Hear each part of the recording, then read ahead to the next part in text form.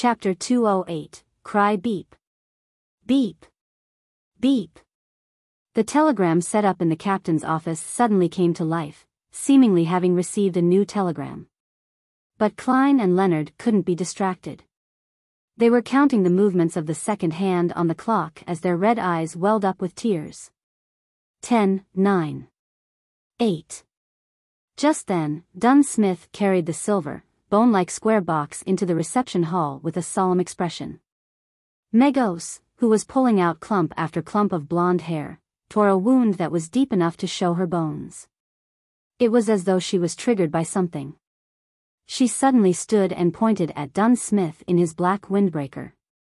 She shrieked, "You want to kill my child? You want to kill my child?" Boom!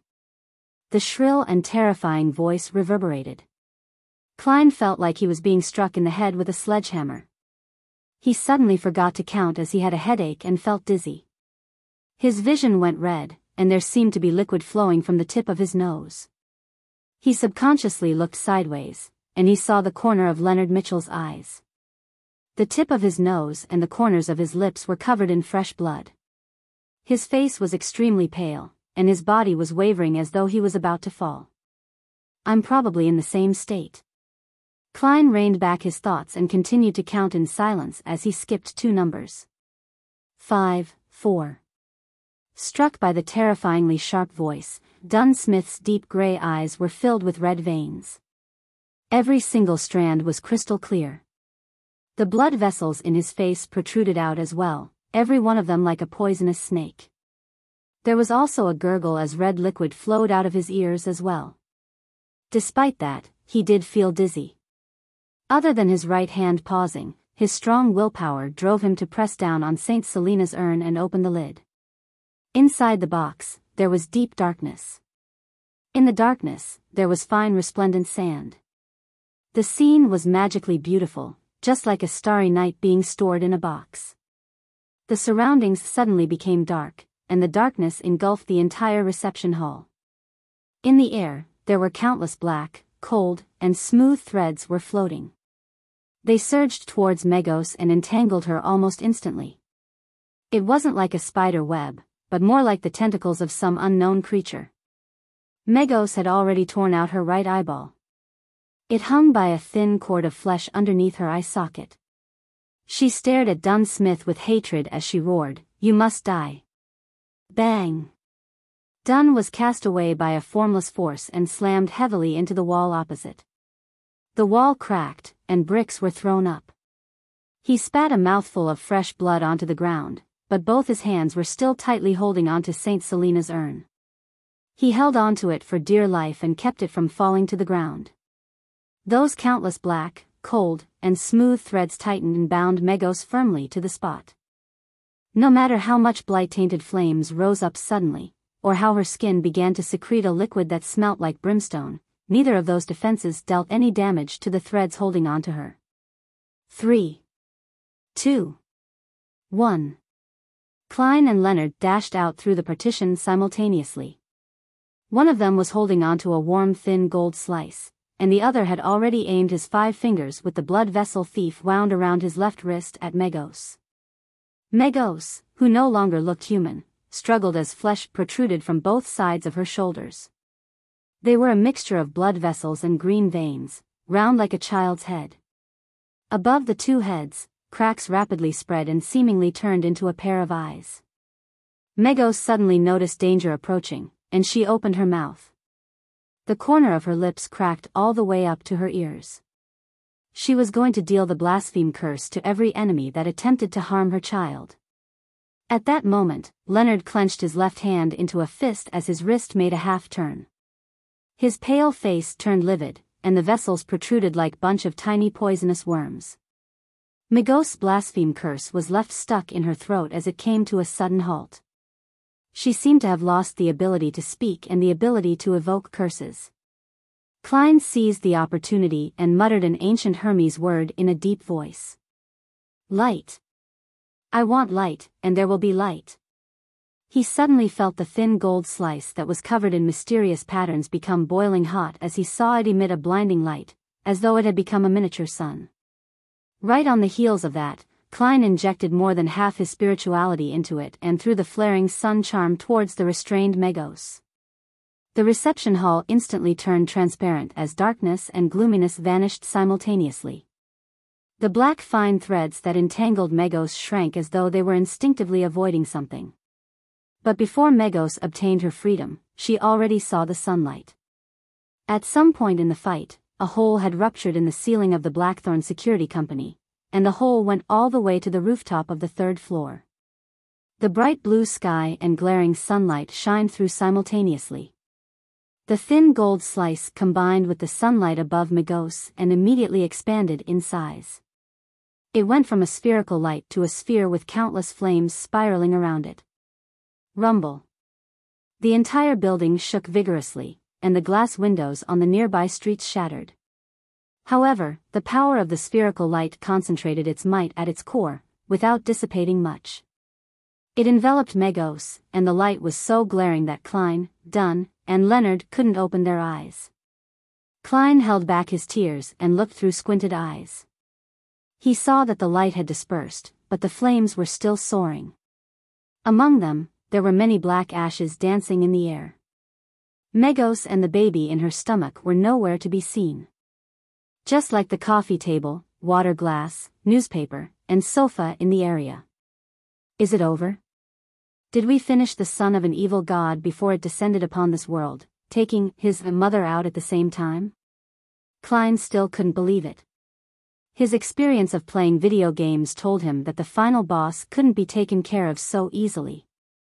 Suddenly, he felt goosebumps all over.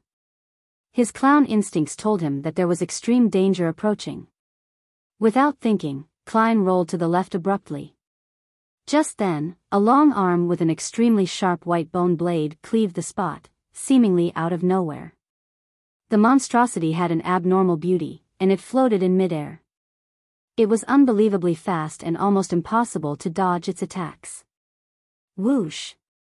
Klein's clothing on the right side of his chest was ripped apart, his skin ruptured, and his flesh, along with his bones, was split into two.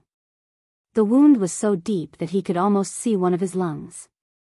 If it wasn't because he sensed danger approaching beforehand and dodged in time, that slash would have sliced him in half.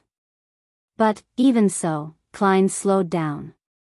Extreme pain filled his head and scattered his consciousness. At the end of the white bone blade, a figure rapidly flew out. If it wasn't for the bump on its stomach, perhaps no one could identify it as Megos. Her hair and dress had been burned entirely.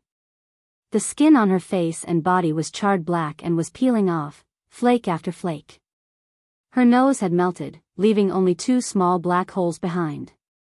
Her eyeballs were nowhere to be seen, and there were faint white flames dancing in the empty sockets. The two heads that had popped up from both sides of Megos' shoulders had been burned away. Her left arm had become the white bone blade that she was holding. It looked demonic, yet holy. Creak.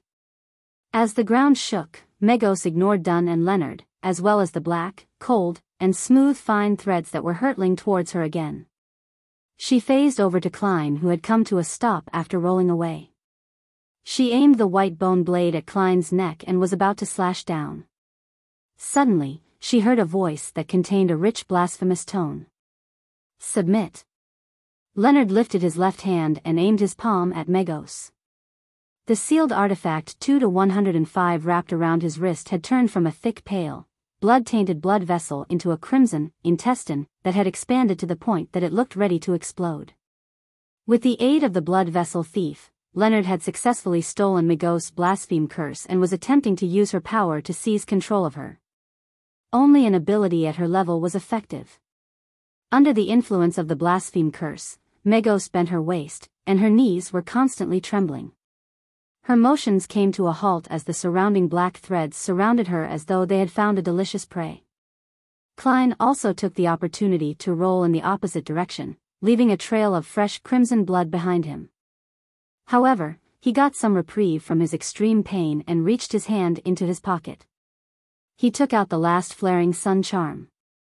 He took the opportunity when Megos was stationary to finish her off, once and for all. If she were to hold out until the baby was born, the outcome would be beyond their imagination. Boom! Migos' head exploded on its own. Her charred skin and flesh flew in all directions. But her headless body seized the opportunity to shake off the effect of the blaspheme curse. Boom! Migos' charred body transformed into a projectile that shot towards Leonard. Since the blaspheme curse had been forcefully disrupted, Leonard was temporarily frozen on the spot. At that moment, Dunn Smith was still holding onto Saint Selena's urn tightly.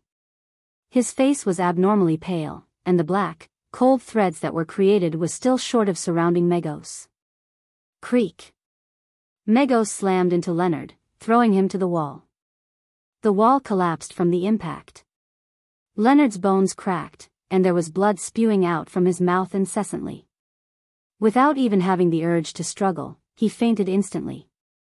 Migos raised her white bone blade, but the countless black threads that emanated from Saint Selena's urn enveloped her again and was about to bind her to the ground. Without the luxury of time to mind his injuries, Klein quickly took out the thin charm. Just as he was going to recite the ancient Hermes incantation, something suddenly sounded in the deep, dark, yet quiet room. Wah! It was the cry of a baby. Chapter 209, Light, Wah. The baby in Migos' stomach cried. It squirmed, wanting to come into this world in a bid to help its mother escape from her predicament. The black, cold, and smooth threads appeared to suffer a shock as they seemed to be suppressed by an invisible power which led to their retreat backward. Wah! Dunn and Klein became dizzy at the same time. They felt their throats contract involuntarily as their contracting air passages instantly stifled them. Crimson liquid flowed from their nostrils, their eyes, and their ears. All of their capillaries seemed to have ruptured. If it wasn't for the fact that Klein had undergone the torture of hearing the mutterings and ravings every time he headed to the world above the gray fog, as well as Dunn holding on to the ashes of Saint Selena, they definitely would have fainted on the spot, just like Leonard Mitchell. Migos' headless body turned over and looked at Klein, who saw her charred skin and flesh peeling to the ground, and the holy, yet evil white bone blade. Having escaped its influence thanks to his rich experience, Klein immediately felt his scalp tingle and forgot about the pain in his right chest. He seemed to witness his enemy charge towards him maniacally, not giving him any time to recite the incantation, infuse spirituality, and throw out the flaring sun charm. Just as he was about to dodge the attack, Klein saw Migos suddenly pause. He saw Dunn Smith's black windbreaker fluttering, and the captain diagonally across him had buried his head. There were multiple thick twitching objects on his back as if they were venomous snakes or tentacles, or monsters. Dunn was using his abilities as a nightmare to forcefully impede Migos' movements. Bam! Bam! Bam! With a mere struggle from Migos, the thick tentacle-like objects that protruded from Dunn's back exploded at the same time. A large amount of blood splattered out, covering every corner of the room like rain. Dunn wasn't disappointed at the result, for the blood had been absorbed by the black threads created by Saint Selena's ashes. They had been absorbed. The countless cold, smooth, tentacle-like threads entered a frenzy. They swarmed forward and bound Migos tightly, wrapping themselves around her bulging, squirming stomach. An opportunity. Klein was as nervous as he was excited. He prepared to shout the ancient Hermes word for light. Wah! Wah! Wah! The cries of a baby could be heard once again, more frequent, and more incessant this time around. The countless black threads suddenly came to a pause, retreating and trembling again as if they had all been struck by lightning. Dunn's expression changed when he realized that Migos was about to free herself. Without hesitation, he retracted his right palm, formed a claw, and stabbed it into his own chest, his left chest. He quickly pulled out his right hand, his fingers holding a bloody heart tightly. It was a still beating heart that brought with it the sereneness of the night and a dream. Captain. Klein watched helplessly as Dunn Smith stuffed the heart into the urn containing Saint Selena's ashes. His vision quickly blurred. Whoosh! Whoosh!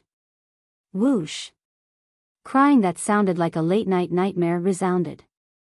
The countless cold and serene threads once again resumed their efforts as they wrapped themselves tightly around Megos. This time, they didn't loosen their bindings despite the cries coming from the baby in Megos' stomach. In fact, they even sealed the terrifying sounds within the body. Klein's tears fell together with his blood. He uttered a simple Hermes term in a deep voice, light. The light that illuminates the darkness. The light that brings warmth. He infused almost all of his remaining spirituality into the thin gold piece etched with mysterious symbols, causing his mind to immediately turn blank and dizzy. Having mustered the last of his strength, Klein tossed out the flaring sun charm at Megos, who was still bound by the countless black threads. The black threads didn't retract this time, having not followed their instincts, as if they were being willed by someone. Thump. Thump. Dun's fresh heart was still beating within the box containing Saint Selena's ashes. The sunlight once again shone in from the hole in the ceiling, shining through all 3 stories, right into the Blackthorn Security Company, as if it were a corporeal pillar. It was guided here by the flaring sun charm, and it was focused on Megos. The sunlight fused with the top of the headless monster, and then exploded like the sun. Rumble. In the burning white splendor, Klein closed his eyes. This last scene was etched deep into his mind. Megos' body lost its left arm, head, and multiple pieces of flesh. Its charred body crumbled instantly. The half-illusory, terrifying creature within her body no longer had the support of a physical body and couldn't complete the last stage of its transformation. It turned into a furious ball of black gas, dissolving amidst the light and flames. Rumble. The entire building shook violently, but this was only due to the released energy of the flaring sun charm. The charm was different from a normal bomb. Its powers were concentrated, yet restrained. Klein fought to stabilize his body. He opened his eyes and looked ahead a few seconds later. He saw that the walls had crumbled. He saw a charred circle where Megos once stood. Surprisingly, the floor had only melted slightly. He saw a burned, bloody placenta on the ground. He saw Dun Smith standing on the spot, still wearing his black windbreaker. He saw the heart in the box of Saint Selena's ashes still beating slowly. He saw Leonard Mitchell lying on the opposite side. His outcome was unknown. The exhausted Klein felt elated and felt that he could still use ritualistic magic to save the captain. He felt that Megos and her baby were truly finished. No, it was more accurate to say that the latter had suffered an interruption and was exorcised. At that moment, Dun Smith turned to look at Klein. His pale face had a warm and relaxed expression, and his voice still as mellow as it usually was. "We saved Tingen." After saying this, it was as if he had returned to the time when he was 20. He no longer appeared stern and serious as he winked at Klein with his left eye. Klein's expression froze. He saw the heart in the box of Saint Selena's ashes stop beating. It turned into a resplendent ball of light before scattering into the surroundings. He saw the captain fall backward, his arms losing their strength. It felt like the scene was made up of a series of paintings, but Klein could do nothing to stop it. Thump. The box of Saint Selena's ashes fell onto the ground, just like Klein's heart. Thud. Thud. Even though the box wasn't covered, the darkness within the box sealed the opening, preventing the resplendent sand-like ashes from falling out.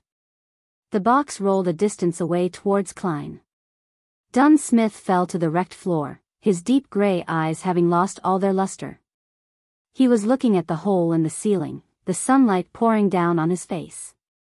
"Captain." Klein's vision blurred once again. He wanted to shout, but that word and the subsequent words were stuck in his throat. "We miss you too." At that moment, the box containing Saint Selena's ashes had rolled to his feet. Suddenly, Klein felt a pain in his chest, his pupils violently constricted as he froze in place. He looked down to see a slightly pale palm, drenched in blood, coming out the left side of his chest. Megos isn't dead. No, a new enemy. The mastermind behind the scenes. Am I going to die? Klein quickly lost his consciousness, his eyes almost losing focus. His body slumped to the side. His breathing gradually slowed and he finally felt the palm pull back quickly. He saw a pair of brand new leather boots and a hand reaching downward, a slightly pale hand. It grabbed the urn of Saint Selena's ashes. Klein's vision went black, and he lost all consciousness. Burned and shattered objects were scattered around in the now destroyed Blackthorn Security Company, but there wasn't a single sound. It was just like a cemetery. A few minutes later, Leonard Mitchell's body moved, his eyes opening slowly. He propped himself up with difficulty and surveyed the surroundings. He saw Dunn Smith on the ground. He also saw Klein, who had his eyes staring wide as a look of shock was plastered across his face. Dunn and Klein both had visible wounds on the left sides of their chests. No. Leonard squeezed out the word from his throat as he staggered towards Klein's corpse, that wasn't far away from Dunn. He kept checking them, going between the two repeatedly, but all he could do was accept this irreversible truth. Leonard's knees buckled as his knees plopped to the ground. His green eyes were filled with pain as tears streamed down his cheeks, washing away the blood and dust. He turned his head and listened for 2 seconds and suddenly sprawled forward. He let out an angry roar and clenched his palms into fists, and heavily pounded the floor. Thump. Thump. Thump. Leonard kept tearing up as he pounded the floor. Amidst his sorrow was a feeling of clear hatred and a clear sense of self-abhorrence. Thud. Thud. Thud. Leonard looked up when he heard the sounds of hurried footsteps and saw the members of the mandated punishers and the machinery hive mind that had just arrived at the scene through his blurred vision. Chapter 210, Story in a Tianjin suburb. There was a house with a green lawn. The house had a garden that had begun to wither at the beginning of September. Attached to the house was a crimson chimney. There was a desk next to the window in the bedroom of that house. An ordinary notebook was spread open on the table. A slightly pale hand flipped the notebook to the very first page, then it quickly flipped to the back. As the paper flipped, the rows of words appeared faintly. Regents, a member from the secret order, sold the Antigonus family's notebook as an ordinary ancient book by accident due to the influence both of weariness and illusions. It was a coincidence that made logical sense. Affected by the calling of the Antigonus family's bloodline, the notebook secretly affects its owners, one after the other. After repeated changes in ownership, it came to Tianjin. It fell into the hands of the members of the Aurora Order, Sirius Arapis and Hanas Vincent. After they flipped through the content that temporarily appeared in the notebook and copied the corresponding potion formulas, Sirius and Hanas were worried that the secret order, who were good at divination, would track them down. After discussing it, they decided to avoid the risk by selling it to another person. They didn't wait for Mr. Z's reply, perhaps because he stayed at Enmat Harbor. Through Sirius's introduction, Hanas got to know Welch McGovern from the Koei University's Department of History. Then, Hanas sold the Antigonus family's notebook to McGovern as an ordinary ancient book. Subsequently, Sirius was attracted by the treasure that was said to exist on the main peak of the Hornacis mountain range. He started to visit the Deweyville Library and research the mountain. He didn't think that there would be any problems, so he left his real address and name. That aligned with his personality. During this process, he acquainted himself with Lenevis, who was reading up on information about iron mines to set up a scam. Lenevis's hidden lunacy and swindling ability were well appreciated by Sirius. He decided to nurture him into a member of the Aurora Order. Of course, before that, an investigation was inevitable. Sirius covertly informed Lenevis about the evil ritual of praying to the true creator to deliver his spawn into this world. But he knew that the possibility of Lenevis succeeding was very low, because the difficulty level of the ritual was very high, and the requirements were very harsh. However, the latter expressed his strong interest in the matter, tempted by the possibility of obtaining a deity's approval. He planned to complete the ritual simultaneously as he carried out the plans of establishing his steelworks company. The cunning Lenevis could tell that there was something fishy about Sirius Arapis. But for his personal goal, he didn't expose him. He visited Hood Yujin in the asylum once again. They had known each other long ago, and they knew about their respective situations. After a dark divination, the Antigonus family's notebook was awakened fully. Welch and his classmate died. The lucky survivor, Klein Moretti, sent it to Ray Bieber's house under the influence of the notebook. It was a destined ending. Many rows were scribbled off and new content followed. For some baffling reason, and a lack of sufficient explanations, Klein didn't commit suicide after that and somehow managed to stay alive. In the Nighthawks investigation of Welch's case that followed, he met Dunn Smith and joined the Nighthawks. Although it had already exceeded in Zangwill's description, it didn't affect the development of the story. Bacchus and his brothers were down on their luck. They lost their last chip at the gambling tables and were drowning in debt. In a bid to obtain money, they decided to kidnap and blackmail the somewhat wealthy individuals. When they were looking for their final hideout, they chanced upon the room opposite Ray Bieber's apartment. By then, Ray Bieber was already seduced by the power offered by the Antigonus family's notebook. He hoped to digest the gift left behind by his ancestors. However, he was in a semi-insane state, and he couldn't make the best and safest choice. He abandoned his dead mother, but he continued remaining in Tingen City. He only found a more elusive spot to carry out his digestion ritual. It was truly pathetic. If he had been slightly smarter, the story could have become even more complicated, but his decision was made based on his instincts and his poor state of mind. Bacchus and company purchased weapons and took the youngest son, Elliot, of the tobacco merchant, Vicroy, and held him for ransom. Finally, they successfully carried out the abduction and took Elliot back to the apartment opposite Ray Bieber's. Vicroy's butler was entrusted with looking for help from a security company. Because of Welch's mysterious death, security companies were short on hands. Klein chanced upon a deliverman and happened to discover the existence of the Blackthorn Security Company. Leonard Mitchell and Klein accepted the job. Relying on their beyonder powers, they quickly saved the merchant's son. Regrettably, Klein didn't immediately realize that clues to the Antigonus family's notebook were in the apartment opposite them. However, his spirituality reminded him in his dream. As such, the Tingen Nighthawks discovered corresponding clues. Sealed artifact 2-049 arrived in Tingen. With the aid of the Antigonus family's puppet, Dunn Smith led the Nighthawks to find Ray Bieber before interrupting his digestion procedure.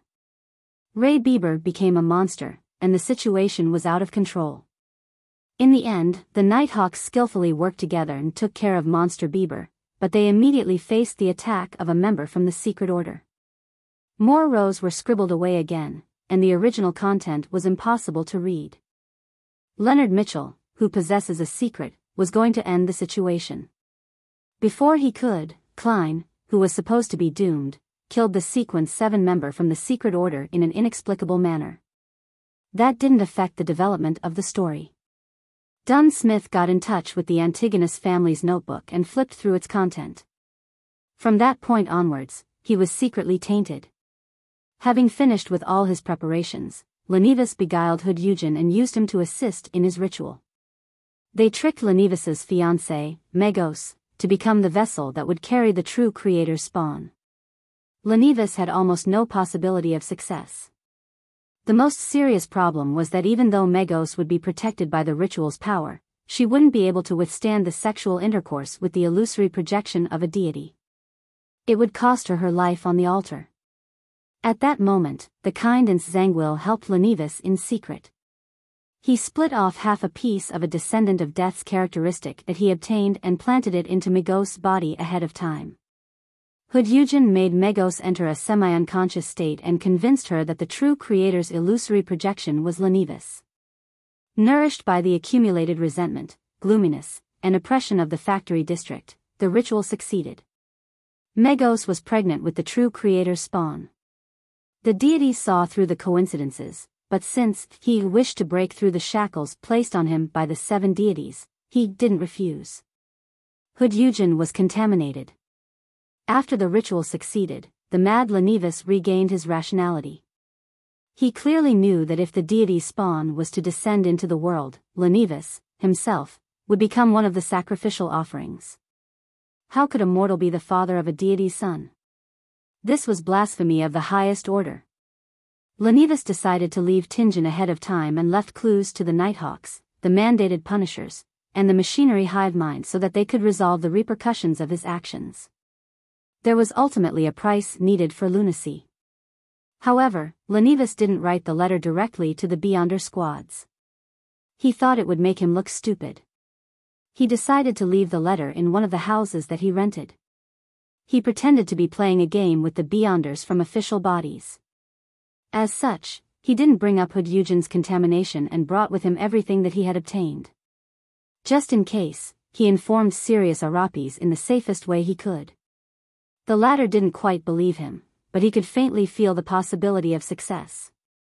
Selena would accidentally chanced upon the real magic mirror divination incantation from her mysticism teacher, Hannas Vincent. Her bold attempt was interrupted by Klein Moretti by coincidence. The latter successfully resolved this supernatural incident that might have caused serious casualties. The Nighthawks then investigated Hannas Vincent, who had recently been awarded.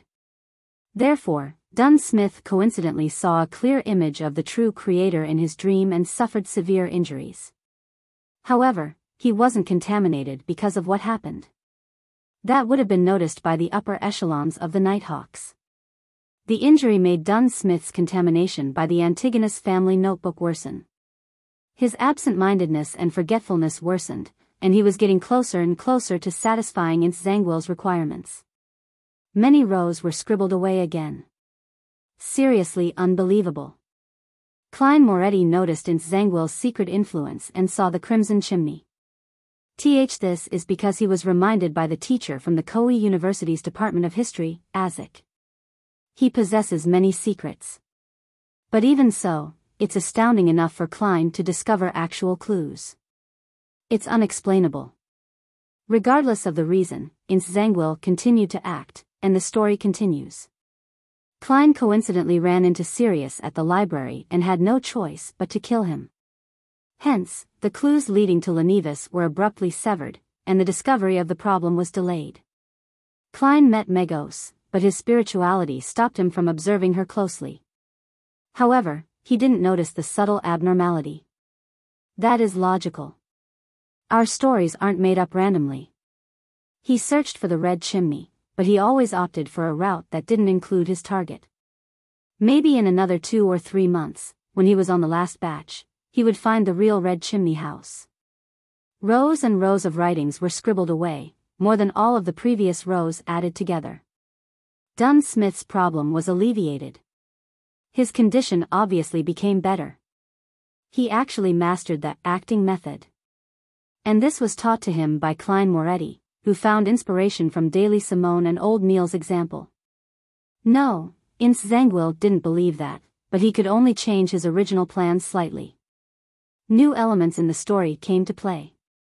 Azek decided to go to Backlund in search of his lost memories. It wasn't long until Klein and Dunn found clues from Hudyugen. In order to ensure that Tingen City's Conservative Party and New Party would be in complete opposition, Madame Sharon, who wanted to vent the accumulated madness after her transformation, decided to take the risk and murder Member of Parliament John Maynard. Her motive wasn't strong enough, but she took action anyway. There are always times when people are not clear-minded enough, and she happened to be in that stage. Besides, she was confident that she wouldn't be discovered. Maynard's wife found the Blackthorn Security Company through the tobacco merchant, Viceroy. They didn't disappoint her, and they quickly found Madame Sharon's abnormality. Dunn Smith, who possessed power that was close to Sequence 6, decided to take action first. He passed the sealed artifact 3-0271 to Kenley. When the two of them and Klein returned to Madame Sharon's residence, Dunn attempted to pull her into a dream to control her from a distance. It was a good plan, but, unfortunately, Madame Sharon happened to have the statue of the primordial demoness by her side. Hence, the Nighthawk's plan failed. Kenley reflected himself in the mirror due to his nervousness and saw himself. Madame Sharon was taken care of while Kenley died. Dunn blamed himself and consumed Kenley's Beyonder characteristic as he usually did. His digestion procedure was interrupted as a result and was delayed. As such, his mental state became unstable. Under the circumstances, Leonard and Klein noticed the letter left behind by Lenevis. Megos received a baffling summoning and arrived at Zutland Street. She entered the Blackthorn Security Company, and the baby in her stomach was at a critical point in its development. It couldn't stop her urges. Dunn made a detailed plan, a plan that was right, but he made one mistake. If he steeled his resolve to Megos behind Cheney's gate, he would have stood a chance with the aid of the environment and the items present. If he wanted to wait for backup, he definitely shouldn't have just taken St. Selena's urn out. Unfortunately, Dunn's mind wasn't in the right place due to recent events, and he didn't think of the most critical point. A deity's son would be able to feel the threat of the saint's urn. Hence, it was triggered and started to absorb its mother's strength in a bid to be born ahead of time, even though it wasn't exactly ready. Azek was in Backlund, but he wasn't a traveler, so he couldn't rush back in such short notice. A few rows were scribbled away. Megos became a monster, and the fight began. With the aid of the saint's urn, blood vessel thief, and 2 high-level charms that strangely appeared, Megos died, and the deity's son was exorcised. Dunn Smith died as a result, and the power of St. Selena's ashes was severely damaged as well. That went perfectly with Ince Zangwill's intentions. Ince Zangwill didn't get a chance to showcase himself, but it didn't hinder him from achieving his goal. He killed Klein Moretti, the fellow who kept disrupting his plans, and he took away St. Selena's ashes. Ince Zangwill set up a ritual with the remaining half of the characteristic of Death's descendant. He consumed St. Selena's ashes and successfully advanced from Sequence 5 of the Death Sequence pathway, Gatekeeper, to Sequence 4 of the Evernight Sequence pathway, Nightwatcher. As such, he received godhood characteristics and became a demigod. The sun continues to shine brilliantly on the land. Nearly no one in Tingen City realized how they narrowly escaped a huge disaster. Monster Adamasol would be left very confused about it. The notebook was flipped to the last page. A middle-aged man that was holding onto the book had dark blonde hair, a dark blue eye that was nearly black, a tall nose, and tightly pursed lips. His facial features were like that of a statue and didn't have a single wrinkle. He held a classic quill with his slightly pale hand and wrote a line clearly without dipping into any ink. He ended with a simple sentence. Tingen's story ends here. The papers rustled as he closed the book, leaving only a brown cover. Chapter 211, Funeral in the Basement of St. Selena Cathedral, in the guardroom outside Cheney's Gate. Leonard Mitchell was leaning on the back of his chair, his legs were propped up on the table. His eyes were vacant without any focus. Even though he had been healed using ritualistic magic, he still looked terrible, as if he had obtained reprieve from a severe illness without fully recovering. At the moment, the powerful Beyonders sent by the Holy Cathedral were creating another seal behind the Cheney's Gate since the ashes of St. Selena was lost. They had conflicting opinions, some wanting to fill in the gap of power using a new holy item, while the others believed that there was no need to go through all the trouble. After all, to the Church of the Evernight Goddess, holy items were rare and incredibly precious. What they suggested was lowering the presence of the Nighthawks in Tingen and transferring the artifacts with living characteristics or difficult-to-seal artifacts to the headquarters at the Cathedral of Serenity in Backlund's diocese, only leaving behind those that could be controlled more easily. They intended to send a telegram to propose a meeting of the higher-ups, to get a vote from the archbishops and high-ranking deacons. Leonard was uninterested in this debate. He felt as if he had become a living corpse, with no sorrow, grief, agitation, or excitement. He was abnormally numb. He didn't want to face anyone. All he wanted was to stay alone in the corner. Occasionally, he would feel puzzled about why the murderer would only take away Klein's Beyonder characteristic and leave Captain Dunn Smith's one intact. Thud. Thud. Thud. Footsteps reverberated in the corridor. Sikatron, whose right arm had been bandaged, appeared at the door of the guardroom. While Klein and the others were attacking Megos and attempting to save Tingen City, she and the keepers within Cheney's Gate were doing battle against a portion of the sealed artifacts. If it wasn't for the timely arrival of the members of the mandated punishers and the machinery hive mind, or the eventual arrival of the reinforcements from the Holy Cathedral, she also might have lost her life. But even so, the elderly keeper failed to last until the end. He fought to his death, under the call of duty. "Leonard, I found an unencrypted telegram in the captain's office. It was sent over by the Holy Cathedral," Sikatron said. Leonard's green eyes moved slightly, finally coming to life. He faintly recalled the sound of a new telegram coming in, but the battle was about to begin. He and Klein didn't have the time to pay attention to it. "What does it say?" Leonard noticed that his tone was unusually raspy. The white-haired and black-eyed Sikatron replied without hesitation, "Beware of Insanguil. Beware of sealed artifact 0-08. Insanguil, the archbishop that betrayed the church, the gatekeeper who failed his advancement. Sealed artifact 0-08, an ordinary-looking quill," Leonard muttered at first as he searched his memories, then he tilted his head to the side. He suddenly narrowed his eyes, the dispirited feelings and sadness disappeared from his body. "So that's how it was." Leonard pulled his feet back and stood up, his green eyes burning with a passion. He looked at Sikatron and said, "I intend to apply to join the Red Gloves." The Red Gloves was a code name for the elite team of Nighthawks. Under normal circumstances, Nighthawk teams were situated locally and had regions under their jurisdiction. They were not permitted to capture criminals outside of their area of jurisdiction without permission. As such, some evildoers would change their location after every crime, making it terribly inconvenient for the Nighthawks. To deal with this, the Church of the Evernight Goddess set up the Red Gloves. They were carefully selected elites, some even possessing incomplete holy items.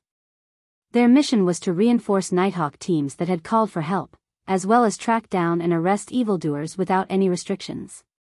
In some circles, they were also called pursuers or hunting dogs. Red Gloves? But their lowest requirement is Sequence 7. Besides, the dangers the Red Gloves face are many times higher than an ordinary Nighthawk squad, Sikatron said in concern and doubt. Leonard smiled coldly. "I'm close to advancing soon." His eyes became cold. He clenched his teeth and said to himself, "I want revenge. Insanguil, you must live until the day I become powerful enough." "All right," Sika seemed to have guessed Leonard's thoughts. She sighed. "Almost half of our team will be new faces. It's rare to see a Nighthawk team become so ravaged." Leonard's expression darkened. He clenched his teeth and asked, "Are the bodies ready?" "Yes." Sika nodded indiscernibly. Leonard suddenly stepped towards the door. "I'll notify their families. I'll deal with the scene I don't want to deal with the most. I'll do it." At 2 Daffodil Street, Melissa sat on the sofa, inspecting the 3 tickets in her hands. She was looking at the words, the printed date, and the seat numbers. Benson was sitting beside her, observing his sister with a smile. He had a relaxed posture. Suddenly, they heard the doorbell. Ding dong, ding dong.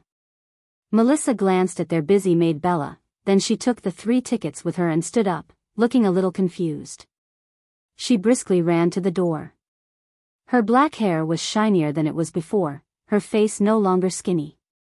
The color of her skin had a ruddy color, and her brown eyes looked brighter and energetic.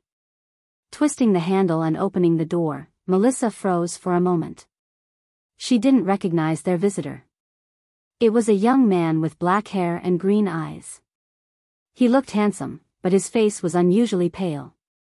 Hidden in his eyes was deep sorrow. "May I know who you are?" Melissa asked, feeling somewhat lost. Leonard had specially draped a black formal coat over his white shirt. He said in a raspy voice, "I'm a colleague of your brother Klein."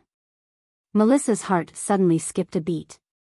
She instinctively tiptoed to look behind Leonard but didn't notice anything. She said with a strange quiver in her voice, "Where's Klein?"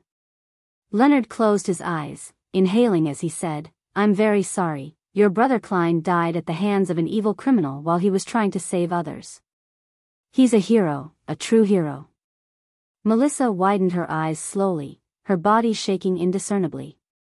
The 3 tickets in her hands dropped helplessly onto the floor. The tickets faced upward, revealing the name of the play, The Return of the Count. Sitting in the Moretti family's living room, Leonard didn't dare to look directly at Melissa and Benson. But he couldn't stop scenes of what they looked like from flashing through his mind. That girl filled with youthfulness and vibrancy had her eyes wide open. She didn't speak, and her eyes were unfocused. Her silence made her appear like a puppet. The man who looked a little like Klein maintained a normal posture, but he would slip into a daze from time to time. His words came out slowly. That's the gist of the matter. I'm very sorry that I was unable to prevent it in a timely manner. The Blackthorn Security Company, the police department, and those that he helped have promised a bereavement compensation of about £6,000, Leonard said, as his eyes darted around. Suddenly, Benson interrupted him. His voice was hoarse as he asked, "Where's his body?" "I'm asking where's Klein's body?" He puckered his lips and paused. "When can we see him?" "In the company." "You can see him now," Leonard answered, unable to mask his grief. "All right." Benson moved his rigid lips with great difficulty. "Let me use the bathroom first." Without waiting for Leonard's reply, he quickly entered the bathroom and slammed the door closed. He stood in front of the sink and turned on the tap, allowing the water to flow. He bent down and repeatedly splashed water onto his face. As he did that, his actions came to a sudden stop. Nothing changed for a long time, leaving only the sound of running water reverberating in the bathroom. A few minutes later, Benson lifted his head and looked into the mirror. He saw that his face was covered in water droplets. The redness in his eyes was impossible to hide now. A few days later, in a corner of the Raphael cemetery. After finishing Dunn's funeral, the crowd gathered before a new tombstone.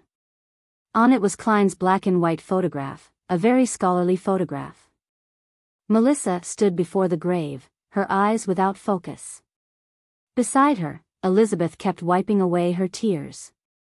Leonard, Benson, Fry, and Brett carried the coffin and walked over, lowering the coffin into the grave. After the priest gave the eulogy and individual prayers, the grave was filled with soil, covering the black coffin bit by bit. At this moment, Melissa knelt down and tossed in the copper whistle she found on her brother's body. Leonard turned and looked at the scene, his heart wincing. However, he admired how strong this girl was. He knew that this girl didn't cry after receiving the bad news. Instead, she stayed pitifully quiet. The grave was leveled and a stone slab was laid over it. Leonard took a final look at Klein's tombstone. There were 3 lines to his epitaph: the best elder brother, the best younger brother, the best colleague. Under the mournful atmosphere, the members of the Blackthorn Security Company gradually left. Selina and Elizabeth also bade farewell under the urging of their families. The only people left behind were Benson and Melissa. "I'll get a rental carriage." Benson was in a terrible condition. It was as if he hadn't slept for a long time. "All right." Melissa nodded. After seeing her brother leave, she turned to look at the tombstone. She squatted down and buried her face in her arms. After some silence, Melissa suddenly scolded, "Stupid." She cried as she wept silently. Her tears just wouldn't stop. Nighttime, at the Raphael cemetery. The copper-skinned Azek stood in front of Klein's grave holding a bouquet of white flowers. He didn't speak for the longest time until he finally sighed and muttered to himself, "I'm sorry, I was 10 minutes late. But I think I know who it was." He bent over and set the bouquet of flowers down before turning to leave the cemetery. He also left Tingen, but he didn't retrieve the copper whistle. The place was quiet and serene under the illumination of the crimson moonlight. Suddenly, the stone slab sealing the grave was flipped open. A pale hand extended out from the soil. A hand came out. Whoosh! The gravestone was shoved aside. The lid of the coffin was pushed open. Klein sat upright and looked around, lost. His memory was still frozen at the scene with the brand new leather boots, and the palm that grabbed onto the urn of Saint Selina's ashes. Everything after that felt like a dreamless sleep. Klein instinctively lowered his head and unbuttoned his shirt.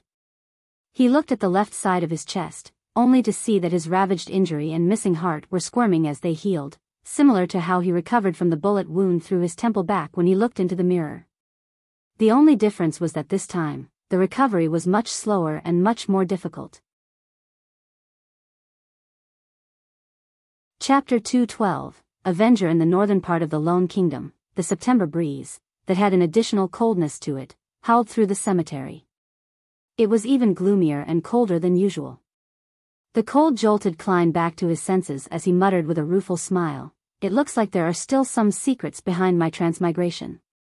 But it seems like I'll only be able to resurrect another 2 times at most, not any more. And if I were to minced up or completely crushed, who knows if this recovery ability that doesn't usually appear would even be useful."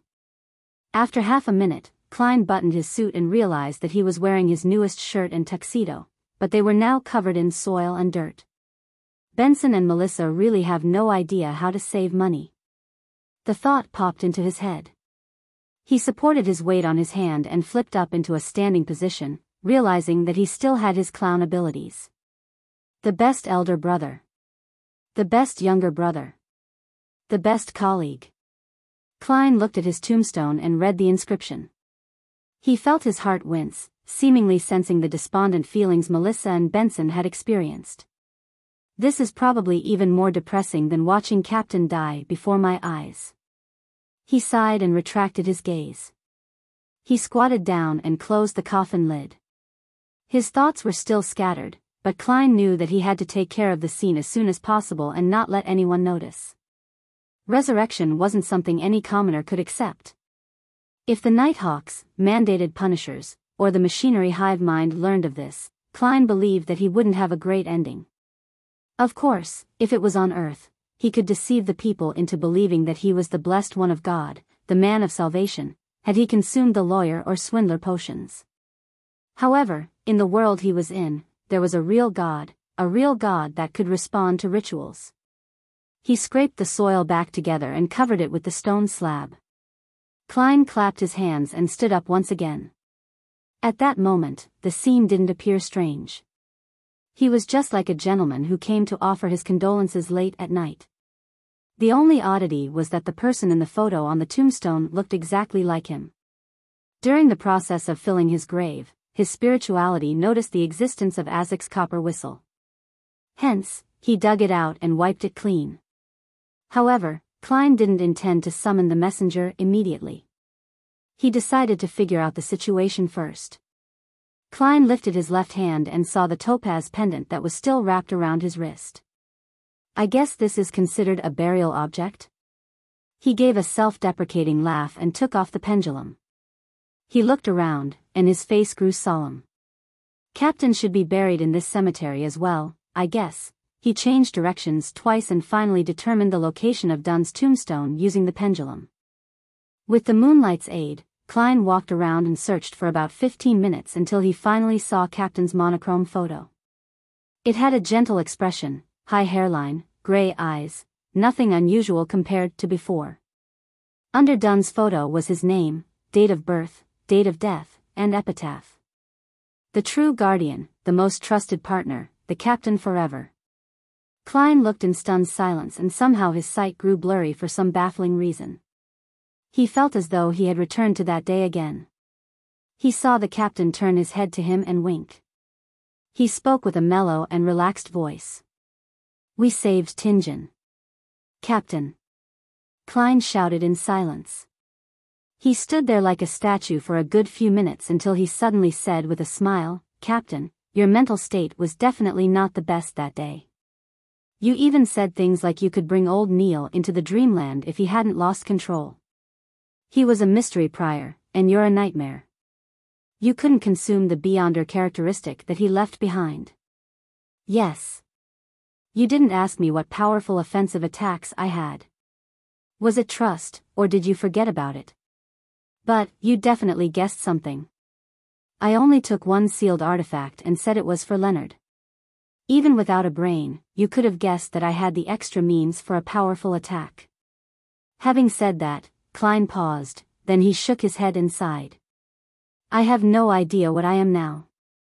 Maybe I'm just an evil spirit that has clawed its way back from hell to seek revenge. As he spoke, he suddenly stopped.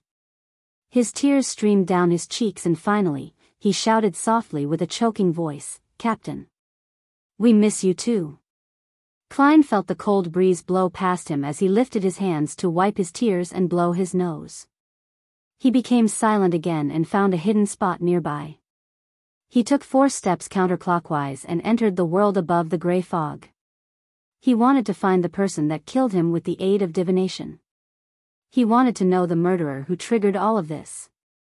As he's already appeared before me, I'm sure that I can divine some information. Klein pursed his lips tightly together and saw the lofty palace and ancient model table as usual. He took the seat that belonged to the fool. A yellowish-brown goatskin and fountain pen appeared before him. Since his physical body in reality was under limited protection, Klein didn't delay and wrote down his divination statement after a moment's thought. The person who killed me. He recited it 7 times and leaned back into the chair. He entered his dream with the aid of cogitation. In the blurry world, there were countless points of light dancing and gathering. In the end, they formed a scene. A pair of brand new leather boots, a pair of slightly pale hands, and the Saint Selena's urn that was held by those hands. He looked up, and Klein saw a middle-aged man with short, dark blonde hair. He wore a black 2-button suit, and one of his eyes was obviously blind while the other one was so blue that it was almost black. His facial features were like carvings, and his face had no wrinkles at all. The image shattered and Klein woke up from his dream. His eyebrows were tightly knitted. He found his murderer very familiar. As a seer, he quickly understood why he found the person familiar. It was because he had seen the man's photo on a wanted notice. The murderer was in Zangwill. He was the former archbishop of the Church of the Evernight Goddess who took sealed artifact 0-08. He had failed to advance as a gatekeeper. It's him. Countless images flashed through Klein's head, and they finally stopped on the scene when Zangwill picked up Saint Selena's urn. Tap. Tap. Tap. Klein extended his hands and rapped the edge of the long bronze table. He felt that he suddenly understood many things. The captain said that a Beyonder that dies normally would leave behind a Beyonder characteristic. When gathered together, they're equivalent to a potion that lacks the supplementary ingredients. In other words, as long as one knows the corresponding supplementary ingredients, they can advance using remains. Of course, one cannot consume beyond their level, as it would easily lead to a loss of control or going insane. Becoming a high-sequence Beyonder would require the accompaniment of some special ritual. That was mentioned in the incomplete unshadowed formula. The subsequent advancements would require a ritual as well. Zangwill is a gatekeeper, a sequence 5 from the death sequence pathway. He wanted to become a high-sequence Beyonder, a demigod. Based on the situation allowed by the exchanging of sequences, he had 3 choices.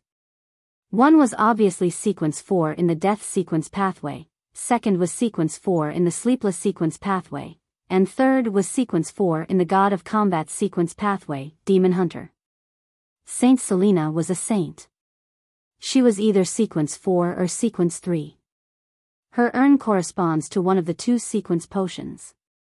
Zangwill, who was a former archbishop, definitely knew exactly which one she was, and he definitely knew the required supplementary ingredients. Was his true motive in planning all of this to get Saint Selena's ashes and advance to sequence 4 in the sleepless pathway? The skull of death's descendant, that might be an ingredient needed for the special ritual. It was from the death sequence pathway, after all. From the looks of it, his target was the captain, and not me. He really was the mastermind behind all this. Having figured this out, Klein wrote down a corresponding divination statement. He took his pendulum and let the topaz hang above the surface of the paper. After he recited the statement, he opened his eyes and saw the topaz pendant spinning clockwise. It meant that the information he provided was sufficient, and the divination was successful. It meant that Ince Zangwill had really plotted the series of events in order to get Saint Selena's ashes, to advance to sequence 4. Klein rapped on the edge of the table again as he mulled over a different question. Ince Zangwill was merely a sequence 5 gatekeeper. Relying on him alone would make it impossible for him to create so many coincidences. For instance, for Megos to follow his arrangements and visit the Nighthawks at the correct time. So, is it the power of sealed artifact 0-08? Its appearance is that of an ordinary quill. Its function is to write down events that are bound to happen? No, it couldn't be that easy.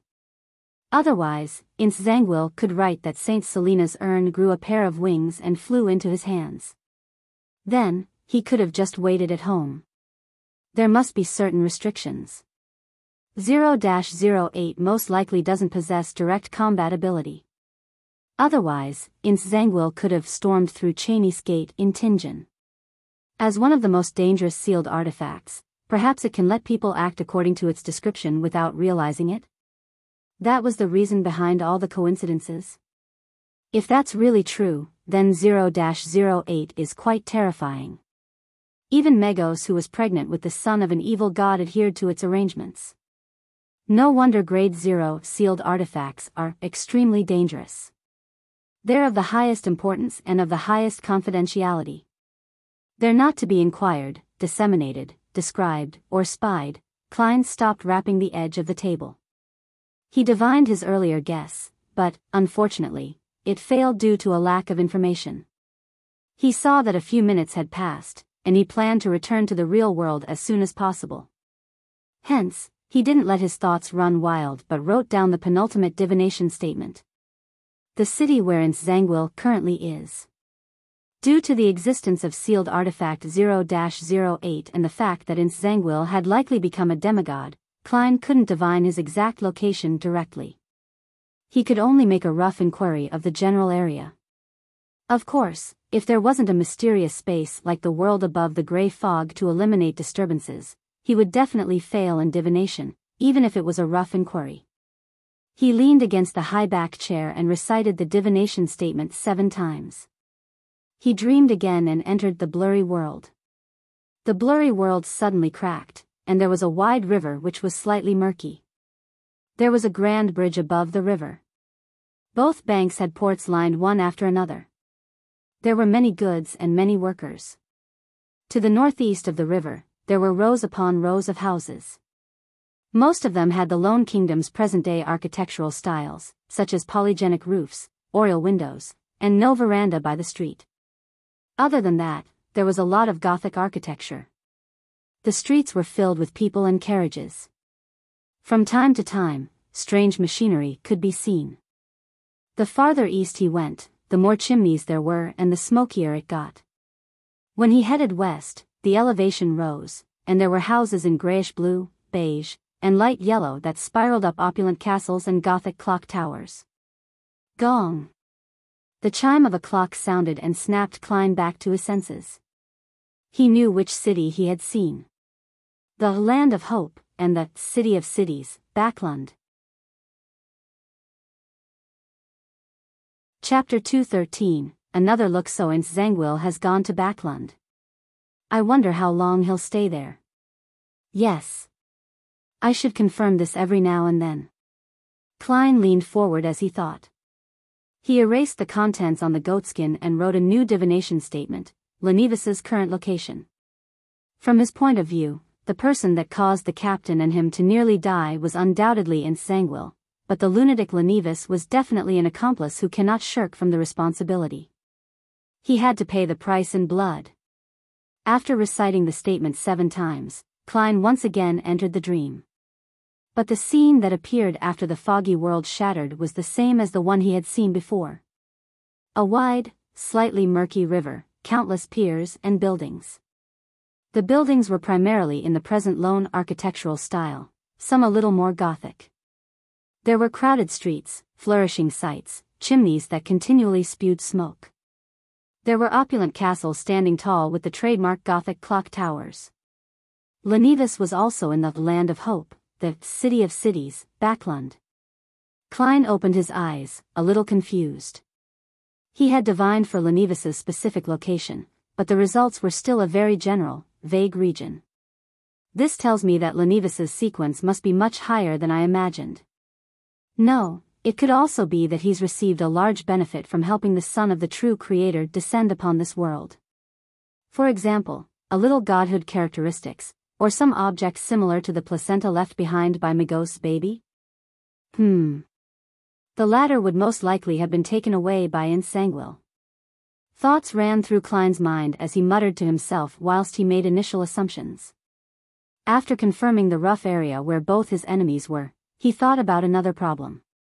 He still didn't have the ability to exact revenge.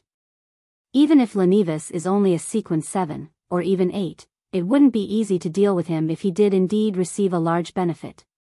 Lenivis is also obviously very crafty. He could outwit and defeat Beyonders more powerful than himself. Insanguil is even more terrifying. He's a sequence 4 demigod, and he wields a powerful grade 0 sealed artifact. Although there were some secrets surrounding my transmigration, it's clear that I can't convert those secrets into combat strength. It's likely that it's not possible for a very long period of time. The only means that I have are to continue raising my sequence, or I could collect even more powerful mystical items. I have to use both the methods at the same time. In between his thoughts, Klein decided to add another divination. He deliberated on the statement before writing solemnly, "My opportunities of becoming powerful." He gently placed the pen on the table and leaned back, then he closed his eyes.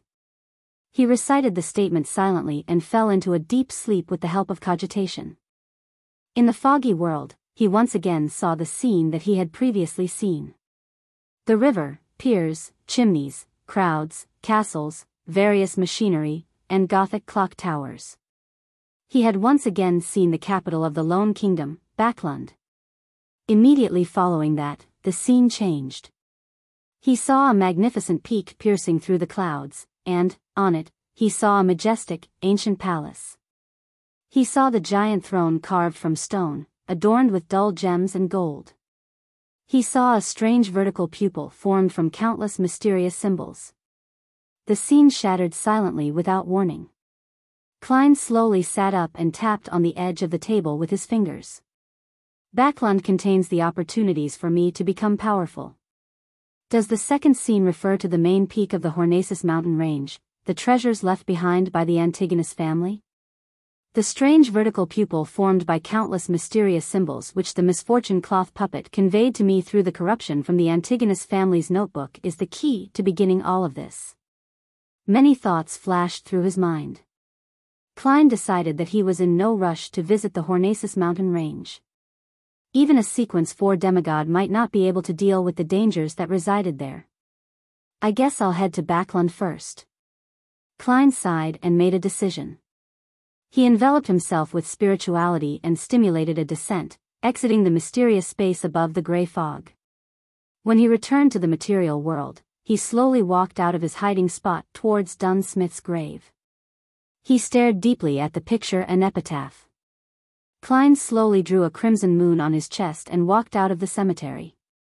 As a former Nighthawk, a Nighthawk who had to regularly patrol Raphael's cemetery, he was quite familiar with the routes of the guards, as well as its surroundings. He managed to leave the cemetery easily, without causing any alarm. He followed the gravel road into Tingen, using the shade of the trees as cover. The night was peaceful and the moon was ever so dreamy. Klein walked alone, his thoughts running wild and unbridled. He sometimes considered his plan for revenge, sometimes thinking back to the times he spent with the captain, sometimes recalling old Neil's hidden grief beneath his humorous facade.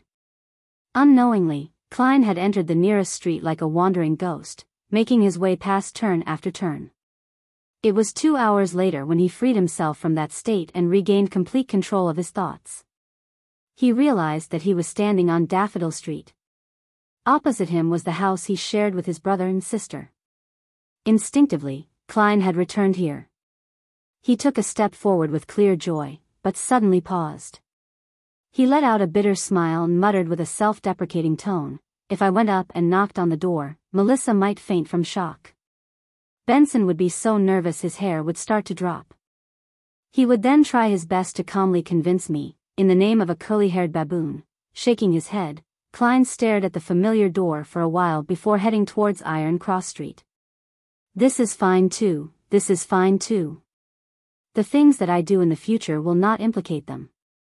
The compensation given to them by the Nighthawks team and the police department will be enough for them to live a stable middle-class life, even if Melissa fails to find a job and Benson loses his job. Klein walked silently for a moment before starting to feel fatigue.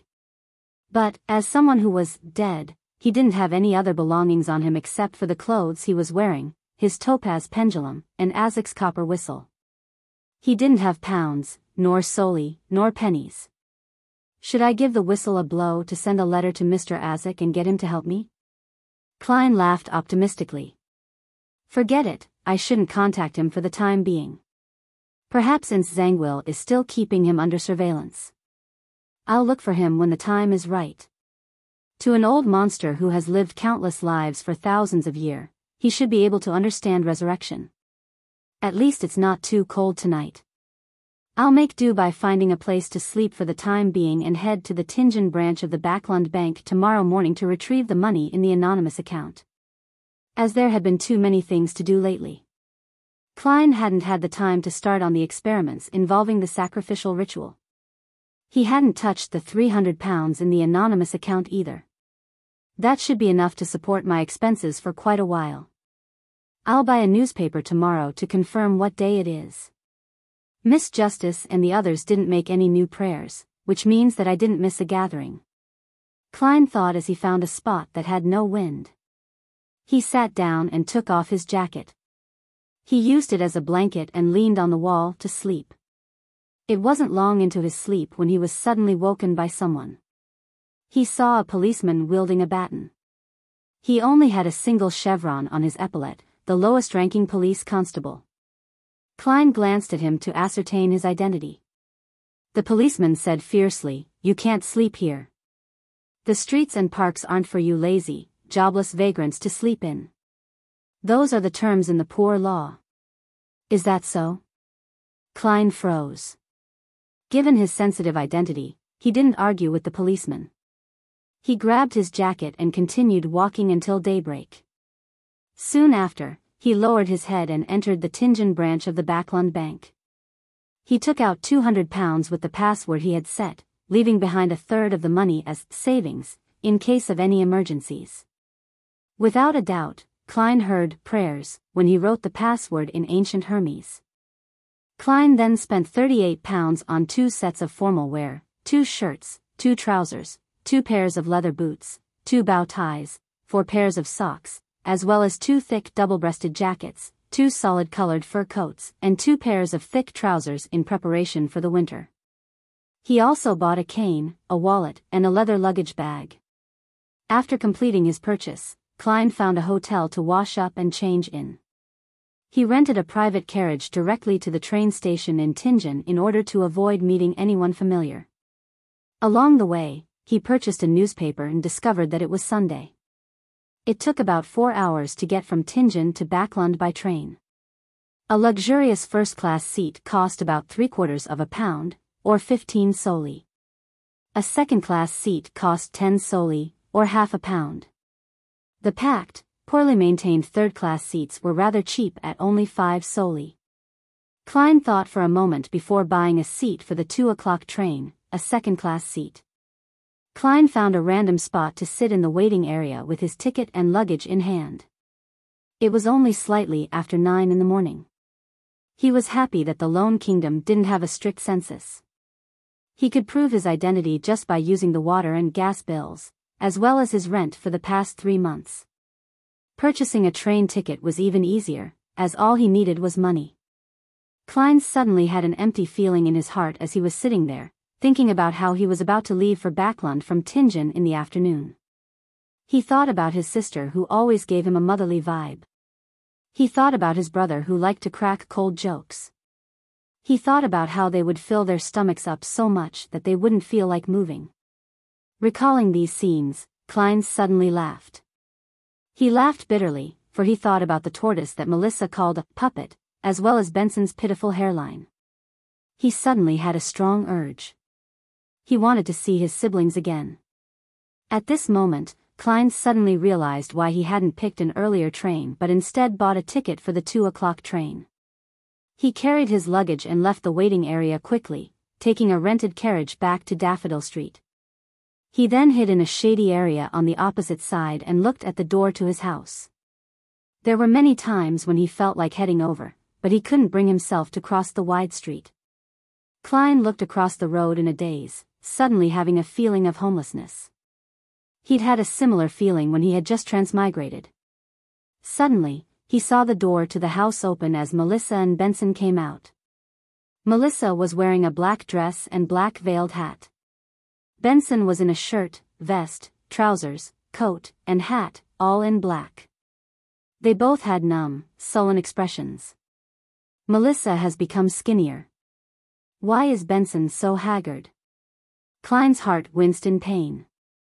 He opened his mouth but couldn't shout out their names. Without realizing it, he followed Benson and Melissa to the nearest municipal square. He saw that tents had been erected there again. A new circus troupe was in town for a performance.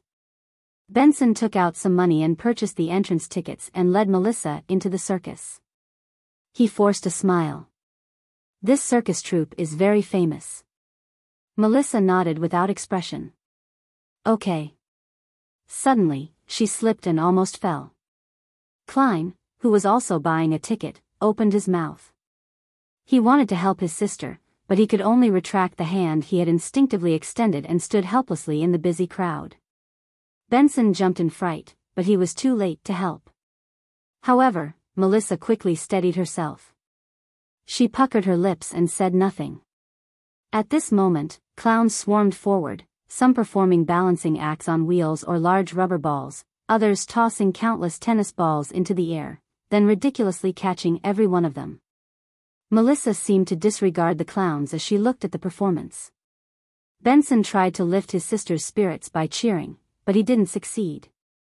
He slowly turned sullen too. Klein puckered his lips tightly as he watched this scene from afar. He wanted to approach them, but he didn't dare to. Suddenly, he touched the wallet in his jacket and had an idea.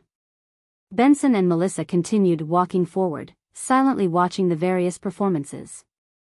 Some time later, they saw a clown running towards them. His face was painted in colorful pastels. At first, he threw a tennis ball into the air, and, while the attention of the surrounding people was drawn to the air, he conjured a flower out of thin air.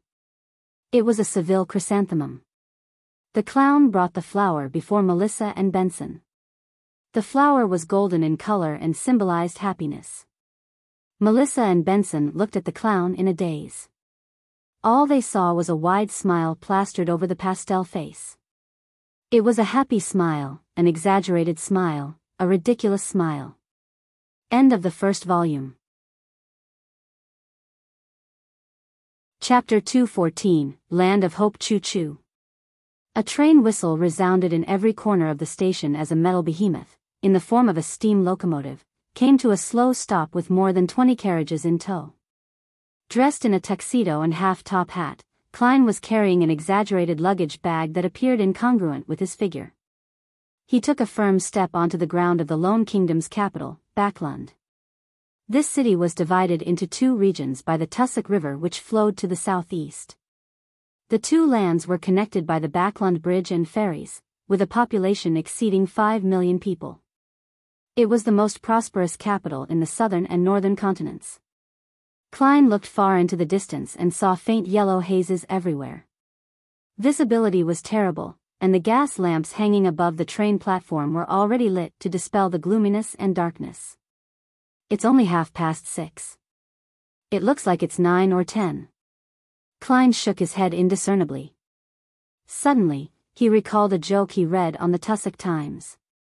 A gentleman who just arrived in Backland finds himself lost in the thick haze. Helpless, he asks a drenched gentleman passing him by, "How do you get to the Tussock River?" The gentleman answers him in a friendly manner, "Walk straight without stopping." "I just swam from there."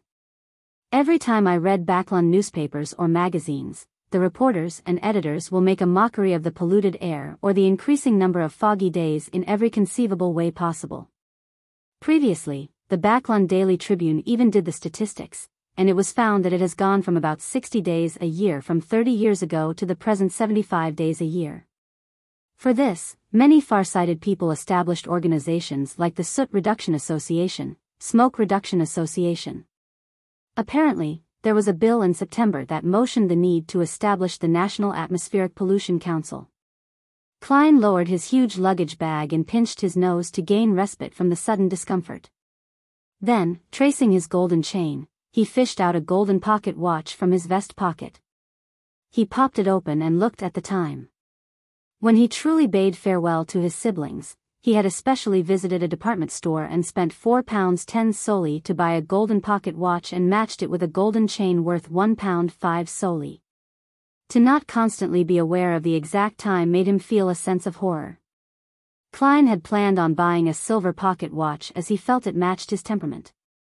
But after considering the true essence of a clown, he finally chose a more showy and exaggerated golden watch. 6:39. It's not that much later. Klein put away his pocket watch and held his cane and luggage bag as he slowly walked out the steam locomotive station with the crowd. Suddenly, he made a sudden turn, causing a person who was secretly tailing him to have his hand fall empty when reaching for his pocket. Klein was unfazed by this episode as he followed the cement-paved road and mixed into the crowd, arriving at an intersection in front of him. There was a lawn and garden that circled around a column that resembled a chimney. No, it's very likely a chimney. Klein saw the column spewing thick smoke from its top end. A portion of the smoke floated high into the sky as a portion condensed into tiny liquid droplets that scattered everywhere. Klein paused once again and placed his luggage down. He spread open the newspaper and map that he had held onto using his other hand. While on the steam locomotive, he had already planned where he was going to go or what to do next. The experiences that he had undergone, and the mental experience that he had, when disguised as a clown in the morning, made Klein finally understand the true essence of a clown.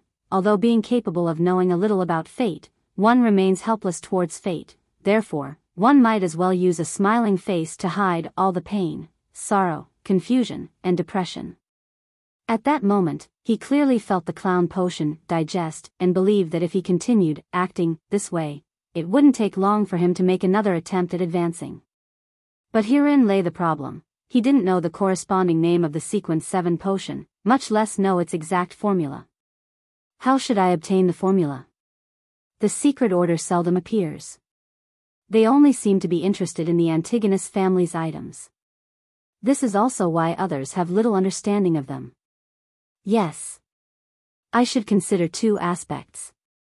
1. I need to come into contact with the local Beyonder circles and see if I can find clues. 2. I should set a trap and use the Antigonus family's treasure as bait to lure the secret order out. After all, I do possess knowledge of the strange vertical pupil formed from the numerous mysterious symbols. But that's too risky. I need to be careful since the bait cannot be too good or too bad. It won't garner their interest if it's too bad, and if it's too good, I might end up attracting a shark that can swallow me whole. The secret order's leader, Zeradol, is a figure who guided Emperor Roselle. Maybe he had obtained the biggest slice of the pie during that revolutionary feast. Of course, he might not still be alive as that was something from 200 years ago. Amidst his thoughts, Klein felt the coldness of Backland and couldn't help but shiver. He decided to find a residence as soon as possible. He flipped through the papers and, once again, browsed through the rental section and saw a circled advertisement. 15 Minsk Street, Sherwood Borough, Terrace House. Weekly rent of 18 solely. Klein had thought this through very carefully about the area in which he was to stay in. Although Backland had a population exceeding 5 million people, he still needed to be wary about meeting the local Nighthawks. Be it the newly transferred Daly or Lorata, Iyer Harson, and Borja that he previously met, they would definitely be able to recognize him. Therefore, Klein eliminated the North Borough where the Church of the Evernight Goddesses Backland Diocese's headquarters in St. Samuel Cathedral was. He also eliminated areas with the best security and the extremely strictly monitored Empress Borough and Western Borough. These two boroughs belonged to the nobles and the richest magnates, with more of the nobles living closer to Empress Borough. After eliminating the worker areas, the harbor, and the East Borough and Backland Bridge region where the poor gathered, Klein had few choices left. The first choice was Hillston Backland, where the Backland Stock Exchange, Clearing House, Future Center, the 7 major banks' headquarters, various trust funds, rail companies, and bulk cargo commerce companies were. It was known as the financial, business, and economic center of the Lone Kingdom. The second choice was Sherwood Borough, where there were many small companies and residential buildings. The two boroughs had a lot of people in them, and the security was relatively good. It was good for hiding in. After serious consideration, Klein chose the cheaper Sherwood Borough. The reason why he didn't seek out organizations like the Capital Housing Improvement Company or Capital Housing Improvement Association was due to the fact that they needed identification, which he couldn't produce at the moment. If I can't find a place to rent today, I'll find a motel that doesn't need any identification to stay for the night. Klein gathered the things in his hand and carried his luggage. According to the map, he walked towards what seemed like a department store's entrance. That was the Backland Metro's entrance.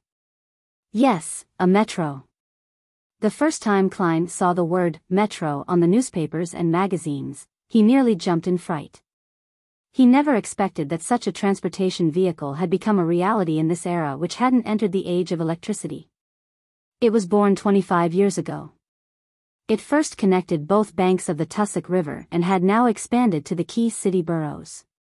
Of course, there weren't many stations. Through the main door, Klein followed the people ahead of him as he walked to the ticketing booth. After being in line for a few minutes, he finally saw a cashier with a head with beautiful golden hair. The lady didn't raise her head. All she did was point at the wooden board by the side of the window with the prices.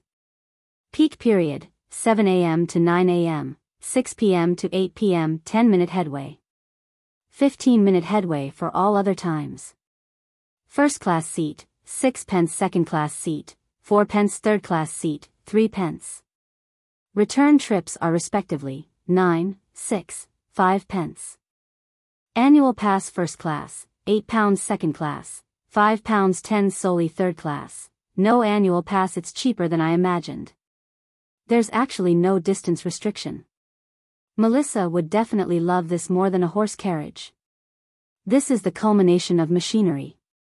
Klein thought as he suddenly felt upset. He revealed a brilliant smile and fished out 4 pence and handed it to the cashier. Second class seat. Smack. The cashier tore a ticket and stamped it before handing it to Klein. After finding the line that led to Sherwood Borough and passing through the not very strict security checks, Klein went down the flight of stairs and quickly came to the platform. He followed the labels on the ground and found the corresponding location for second-class seats. Choo-choo. He didn't wait long before he heard the chugging sound of the train and the thunderous steam whistle.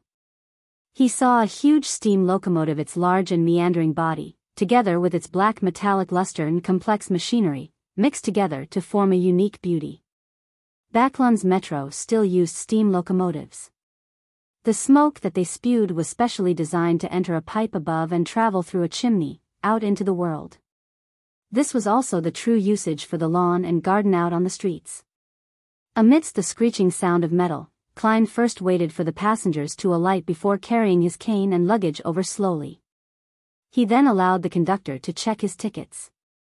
Unlike the third-class seats, the second-class seats were one person to a seat, so there were no concerns about having one seat snatched. Just as Klein sat down, stowed away his luggage, and leaned on his cane, he suddenly heard hurried footsteps. He subconsciously looked towards the door and saw a thin, adolescent boy rush into the carriage. The boy was wearing a coat that didn't suit his age. He wore a rounded top hat and carried a ragged haversack. He kept his head very low. "I'm sorry. I got on the wrong carriage. I'm from third class." He showed his ticket and apologized to the passengers before briskly walking towards the third-class carriage. Klein retracted his gaze and once again confirmed his destination as he waited for the doors to the carriage to close. At that moment, he heard chaotic and hurried footsteps. He then saw a few men dressed in black coats and half-top hats rush into the carriage. Are they chasing after that 15-year-old boy? Klein instinctively had such a thought.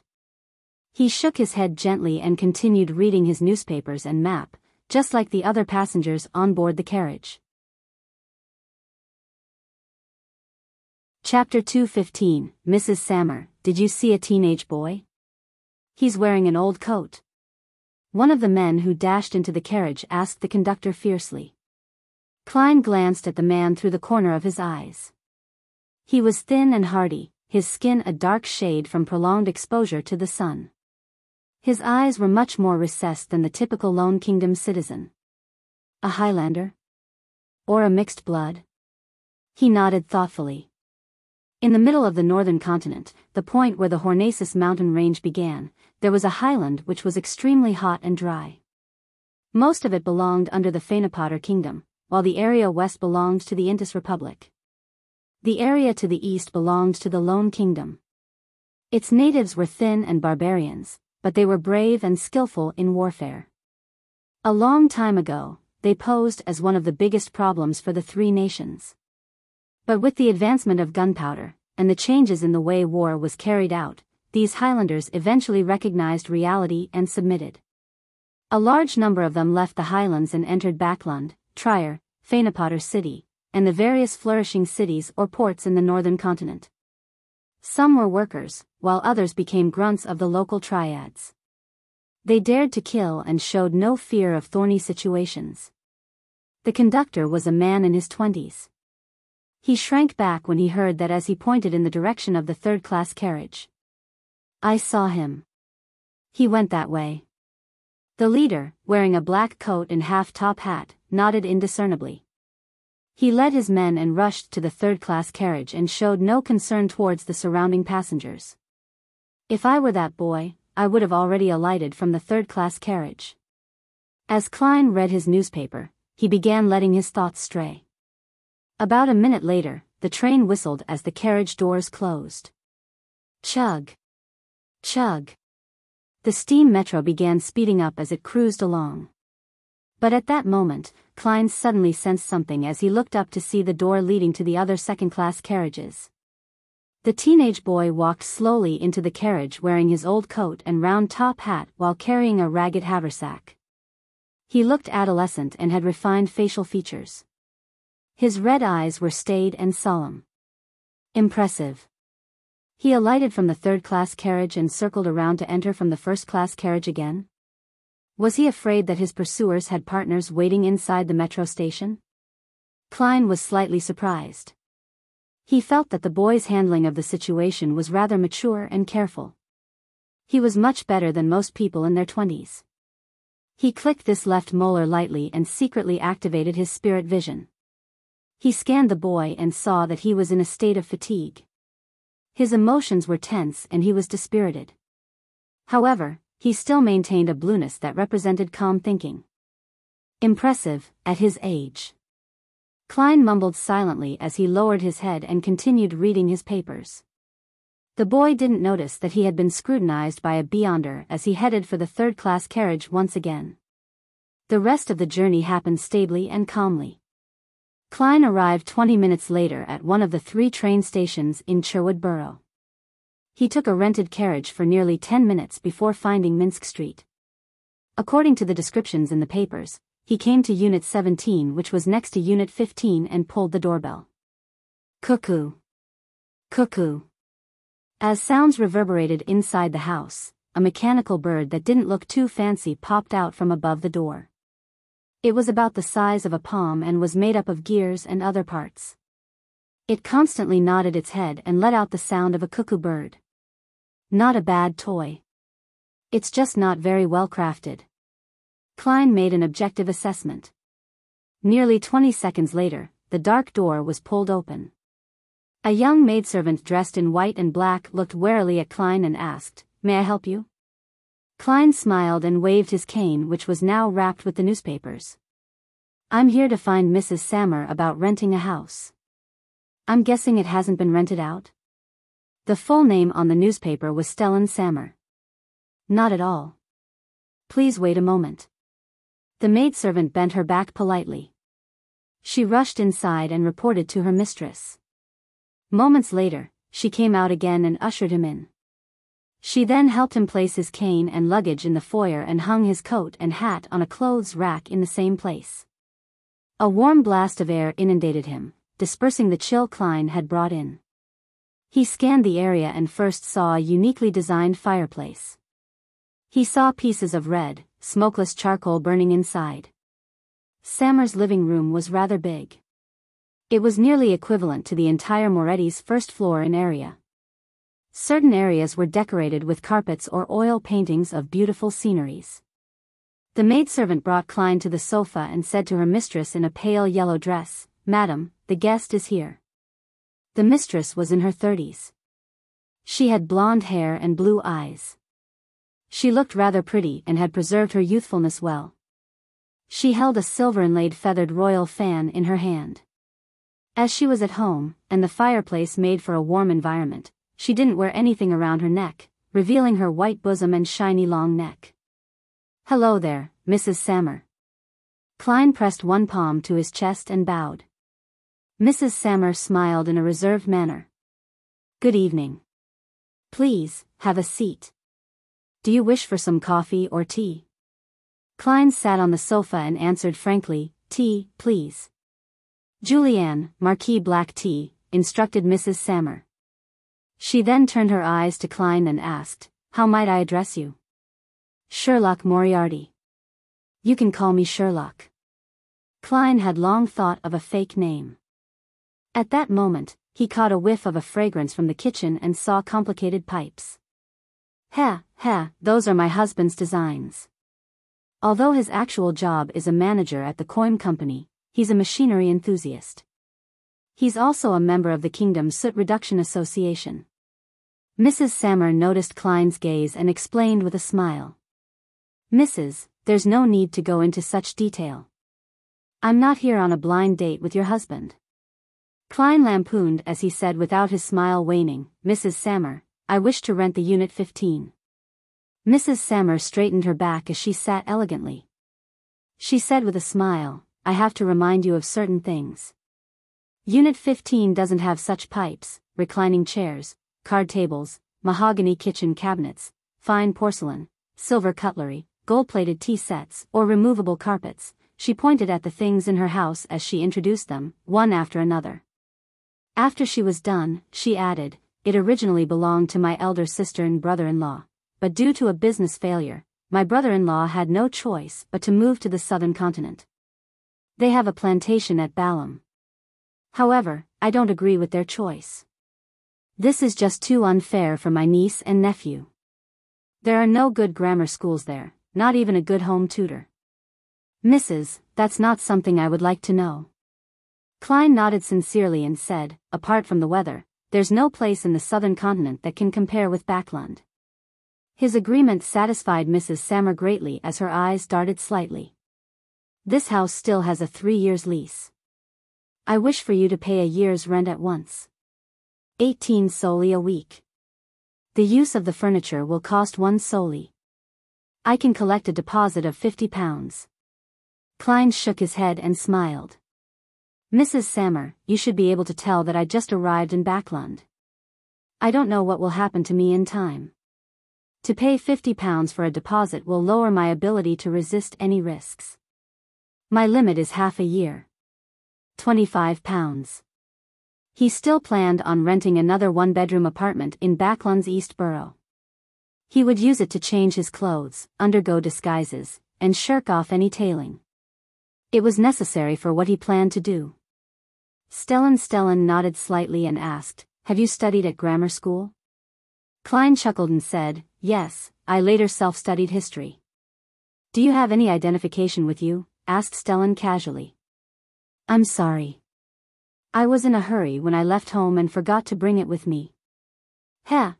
I forgot to introduce myself. I'm from Mid-Seashire." Klein deliberately used the accent his classmate, Welch, often used. When he said, forgot, it reminded him of Captain Dunn Smith. The smile on his face turned even more brilliant. At this moment, the maidservant, Julianne, brought a cup of black tea over. The cup was porcelain white with classic flowery patterns. Some areas were plated in gold. Klein took a sip and found the fragrance distant. The mix of sourness and sweetness were perfect, and it was clearly much better than the side black tea he often drank. Very authentic Marquis black tea. He complimented with a description which couldn't be faulted. Mrs. Stellan Sammer curled her lips and said, then, let's do half a year's rent. £25. Klein thanked her and engaged in a few minutes of idle chatter with her until another maidservant found a service contract from the study. After both parties signed the contract, Klein counted £25 while feeling the pinch and pushed it to Mrs. Sammer. Stellan counted it silently before smiling. Mr. Moriarty, I believe you'll be finding a job in Backlund? Yes, Klein answered, feeling a little lost. The corners of Stellan's mouth hooked up. I can give you some suggestions. With a weekly salary lower than £3, it would be difficult for you to live in Sherwood Borough. Your rent, food expenses, water, gas, and charcoal expenses, transport expenses, and everything else added up will cost at least £2.5 solely. Believe me, this is Backlund. One still has to consider new clothes and good cutlery and tea sets. A weekly salary of £3 is the bare minimum. If your weekly salary reaches £5, you can hire a maidservant. At £6, you can consider hiring a chef. At £7, you can add a male servant. For £8, you can hire an additional maidservant. Mrs. Sammer, I think you are flaunting your wealth. I once earned more than £10 a week. Klein maintained his smile as he listened attentively. At that moment, the door suddenly opened. A stout man walked in. He was dressed in a black double-breasted suit and leather gloves of the same color. Above his lips were two elegant mustaches. Luke, this is Mr. Moriarty. He will be our neighbor. Stellan Sammer went forward and introduced him. Obviously the master of the house, Luke took off his coat and handed it to the male servant beside him. He smiled politely and said, Mr. Moriarty, would you like to join us for dinner? This is the manager of some coin company, a member of the Lone Kingdom Soot Reduction Association. Klein said with a smile, I'm very sorry, Mr. Sammer. I've eaten on the steam locomotive, although, that taste does leave a deep impression on one. After exchanging some pleasantries, Klein was led by Julianne out of the house and into the neighboring Unit 15. The layout was very similar to the unit next door. The first floor had a huge living room, a dining room with decent lighting, 2 guest rooms, a bathroom, a cellar, a kitchen that extended all the way back. On the second floor, there were 4 bedrooms, an activity room, a solarium, a study, 2 bedrooms, and a huge balcony. Mrs. Sammer wishes to tell you that you can rent out part of it, but not to workers or make this place too packed or noisy. Oh. I'll bring you clean blankets, sheets, and pillowcases in a while. Julianne returned to the Sammers after informing Klein. After doing a round of packing, Klein finally settled into Backlund. He sat in an empty living room and suddenly felt lonely. Hence, he forced himself to consider his future plans. Whether he liked it or not, revenge and advancement couldn't be done in the blink of an eye. Therefore, he had to obtain a lucrative job to prevent himself from facing any financial problems. However, the job couldn't restrict him and affect his movements and plans. In other words, he needed sufficient freedom. After some deliberation and eliminating unsuitable jobs, Klein was left with 3 choices. He could become an author by becoming a plagiarist. However, his identity was sensitive, so the more famous he became, the more trouble it meant. All he could do was give up unwillingly. The second choice was to be a news reporter. This was considered quite a decent job in this time and age. However, job applications required his educational certificates and other documents. Klein was helpless in that respect. Finally, he chose the third job. Private detective. This was also the reason why he had taken on a fake name. Chapter 2:16. The same old gathering. Klein started his first morning in Backland under cold and humid weather conditions, with a light fog that provided very little visibility. For breakfast, he had 1 liter worth of cheap tea, costing 1 penny, and 2 pieces of toast with inferior butter in the center. He was busy the entire morning, but he first went to the Sherwood Borough's Backland Bulletin to post a tiny advertisement for a month at the cost of £30. From Tuesday, the Backland Bulletin's loyal readers would see a tiny advertisement along the seams of its 7th and 8th page. Sherlock Moriarty. Good at various types of private investigations. Reasonable prices and strictly adheres to the principles of confidentiality. Resides at Sherwood Borough's 15 Minsk Street. The reason why Klein didn't choose major newspapers like the Tussock Times or the Backland Daily Tribune, that had a readership all across the entirety of the Lone Kingdom, was due to the fact that his business was temporarily limited to Backland. Furthermore, he didn't wish for a sterling reputation. Therefore, the Backland Bulletin, which was well received locally and had low advertisement fees, became his first choice. After leaving the Backland Bulletin's headquarters, Klein took out a map and followed it to purchase various herb powders and silver slices from various herbal stores, flower stores, jewelry stores, and accessory stores. He did it in preparation for holding a ritual.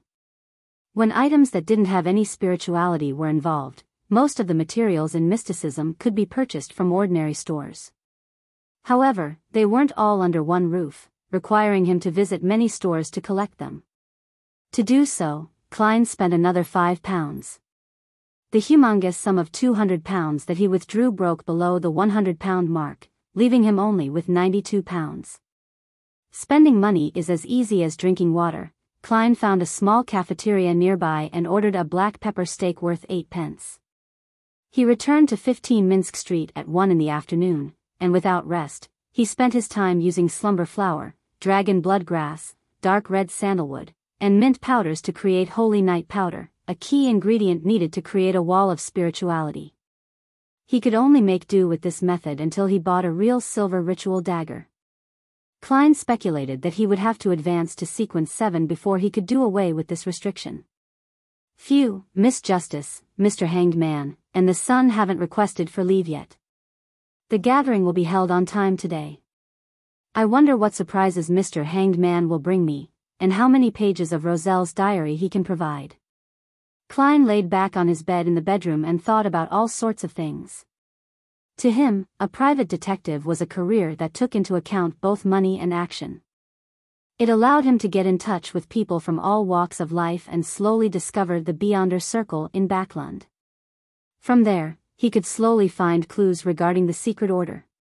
Of course, if he was lucky, he would even be able to figure out the sequence 7 which corresponded to the clown through a particular circle of Beyonders and by the corresponding potion formula and main ingredients. As for Zangwill's whereabouts, Klein temporarily chose not to take the initiative to seek him out. He might even avoid him a little. However, if he were to accidentally discover this enemy of his, without exposing himself, he wouldn't mind doing a good deed and sending an anonymous letter to the Church of the Evernight Goddess. A private detective's income can, at most, support a middle-class standard of living. If I want enough money to buy the potion formula and Beyonder materials, it will either depend on Miss Justice, or it will be through investments with the remaining £100 that I have left in my anonymous account. Yes, I can't touch the £92 that I have for the time being. Perhaps, I wouldn't be having any income for some time. With this in mind, Klein suddenly sat up. He came to the first floor and began reading the various newspapers he bought in passing. These newspapers often carried news about what had been invented and required investments, or how someone wished to form a joint venture with others to do a particular business. Klein relied on his knowledge from Earth and his understanding of this era to carefully sift through the projects. Unfortunately, none of the ones on the papers today were reliable. At 15 minutes to 3, he returned to his bedroom, locked the door, drew the curtains, and used holy night powder to create a wall of spirituality. Klein took 4 steps counterclockwise and arrived above the gray fog. He sat in the high back chair belonging to the fool before extending his spirituality and touching the crimson star that symbolized the sun as if he was responding to a prayer. This is one of the few things in my new life that hasn't changed, he suddenly sighed. In an area outside of the City of Silver, in a grayish-black tower that was half collapsed. 9 members of a patrol squad were gathered around a blazing bonfire, chatting about their experiences in the past few days. There were also a few other team members guarding the perimeter, prepared for any possible attacks that might break out from the darkness. Many of the City of Silver's Beyonders had used their blood to teach them a lesson: at all times, never let your guard down. The monsters in the darkness could very well be right behind you. On a night when the frequency of lightning was very low, it was necessary to keep the flames burning and the light shining. Once they were completely enveloped in darkness, it wasn't impossible for them to all disappear. No one could say for sure just what terrible things would happen in total darkness, because reality had broken the limits of their imagination time and time again. Derek Berg remained reserved and silent as he quietly listened to his companions reminiscing about the monster they had encountered before. It was a humanoid monster with eyes covering its entire body. In order to finish off the monster, their patrolling team suffered a heavy price with 5 injured, and 2 of them severely injured. Suddenly, Derek's vision blurred, and he felt himself being enveloped in a thick gray mist. In an inexplicably faraway place, in the depths of the gray fog, a blurry figure sat on an ancient high-back chair, looking down at him. "Prepare for the gathering." The fool's voice echoed in Derek's ears, but none of his teammates were aware of it. After withdrawing his gaze and observing the area for more than 10 seconds, Derek moved to the very edge of the fire, leaned against the broken wall, and pretended to be asleep. Ever since he found out that the members of the 6-member council and Elder Lovia were unable to discover the existence of Mr. Fool, he gradually believed that as long as he didn't carelessly reveal any clues, he would be able to quietly attend the tarot club's gathering above the gray fog even under the gaze of others. Backlund, Empress Burrow. Using the excuse that she was tired, Audrey returned to her bedroom. She curbed her excitement and didn't pace back and forth. Instead, she sat quietly on the bed, waiting for Mr. Fool's summoning. Father was busy communicating with the other members of Parliament about the proposed bill, and the Beyonder Guard isn't tailing me constantly. Thank you, Goddess, my life has finally returned to normal. 2 weeks have passed. Mr. Hanged Man must have prepared the pituitary gland of a mature rainbow salamander. I'm about to advance to sequence 8. Audrey thought with sparkling eyes. To her, this was even more exciting and worth looking forward to than the £30,000 bounty and the large plantation worth at least £8,000. Finally, she saw the familiar illusory crimson surge towards her like a tidal wave, drowning her. On an ancient-looking sailboat. Alger Wilson locked the door to the captain's cabin and sat behind a sextant and the ship logs. He kept memorizing the contents of the thick stack of sheets in front of him. After the investigations, he left the bustle of Backlund without any qualms after being rewarded by the upper echelons and returned to the sea, carrying a batch of secretly copied Roselle diary pages. After digesting the seafarer potion, I'll be able to advance normally. My contributions are enough for me to trade for the formula and ingredients. However, this will expose the fact that I know that acting method. There are advantages and disadvantages. Alger shook his head, suddenly distracted. At that moment, he felt the summoning of the fool. His mind suddenly recalled the face of Rear Admiral Hurricane Kalangos, whose flesh and blood quickly rotted as pieces of his face peeled off. Alger instinctively lowered his head, allowing the crimson tide to engulf him. Above the gray fog, inside the palace that looked like a giant's residence. Having activated his spirit vision, Klein examined Justice, the Hanged Man, and the Sun to confirm their current states. Audrey was about to happily greet everyone when she suddenly saw the Hanged Man gesturing to her before rushing to speak before her. Mr. Fool, I've obtained 19 pages of Roselle's diary this time. Here, I must thank you for sending your adorer to help me get rid of Kalangos. These diary pages will be the compensation I should pay. 19 pages? Not bad. Klein didn't talk much about the adorer as he smiled faintly. That is the principle of equivalent exchange. As expected of Mr. Fool. A pirate admiral with a mystical item was nothing to him. From the looks of it, I don't have to mention my claiming of the bounty. I wonder how many high-sequence Beyonders Mr. Fool has as his adorers. Audrey had begun to use the word he, him, or his, to refer to the fool without realizing it. Upon hearing the fool's answer, Alger said humbly, "The limit of my current memory is 6 pages. Please allow me to give them to you over separate occasions." "No problem." Klein, who was surrounded by thick gray fog, nodded gently. The son Derek looked at the pages that appeared before the hanged man and was very curious about the contents of the diary. With his previous experiences, he believed that the items that Mr. Fool was interested in definitely contained many mysteries. He looked at Miss Justice, and when he saw that she didn't have the impulse to ask, he cautiously maintained his silence. Soon, the 6 pages of the diary were complete and came into Klein's hands. Audrey and the others began to wait quietly. They were already used to such things. Klein looked down and read the first page, December 16th. I managed to contact the pathetic fellow who's trapped in the storm and was lost in the darkness. Finally, there's a follow-up to one of the previous pages of the diary. Klein was delighted, and he became more focused. He called himself Mr. Door and tried to teach me a complicated and difficult ritual.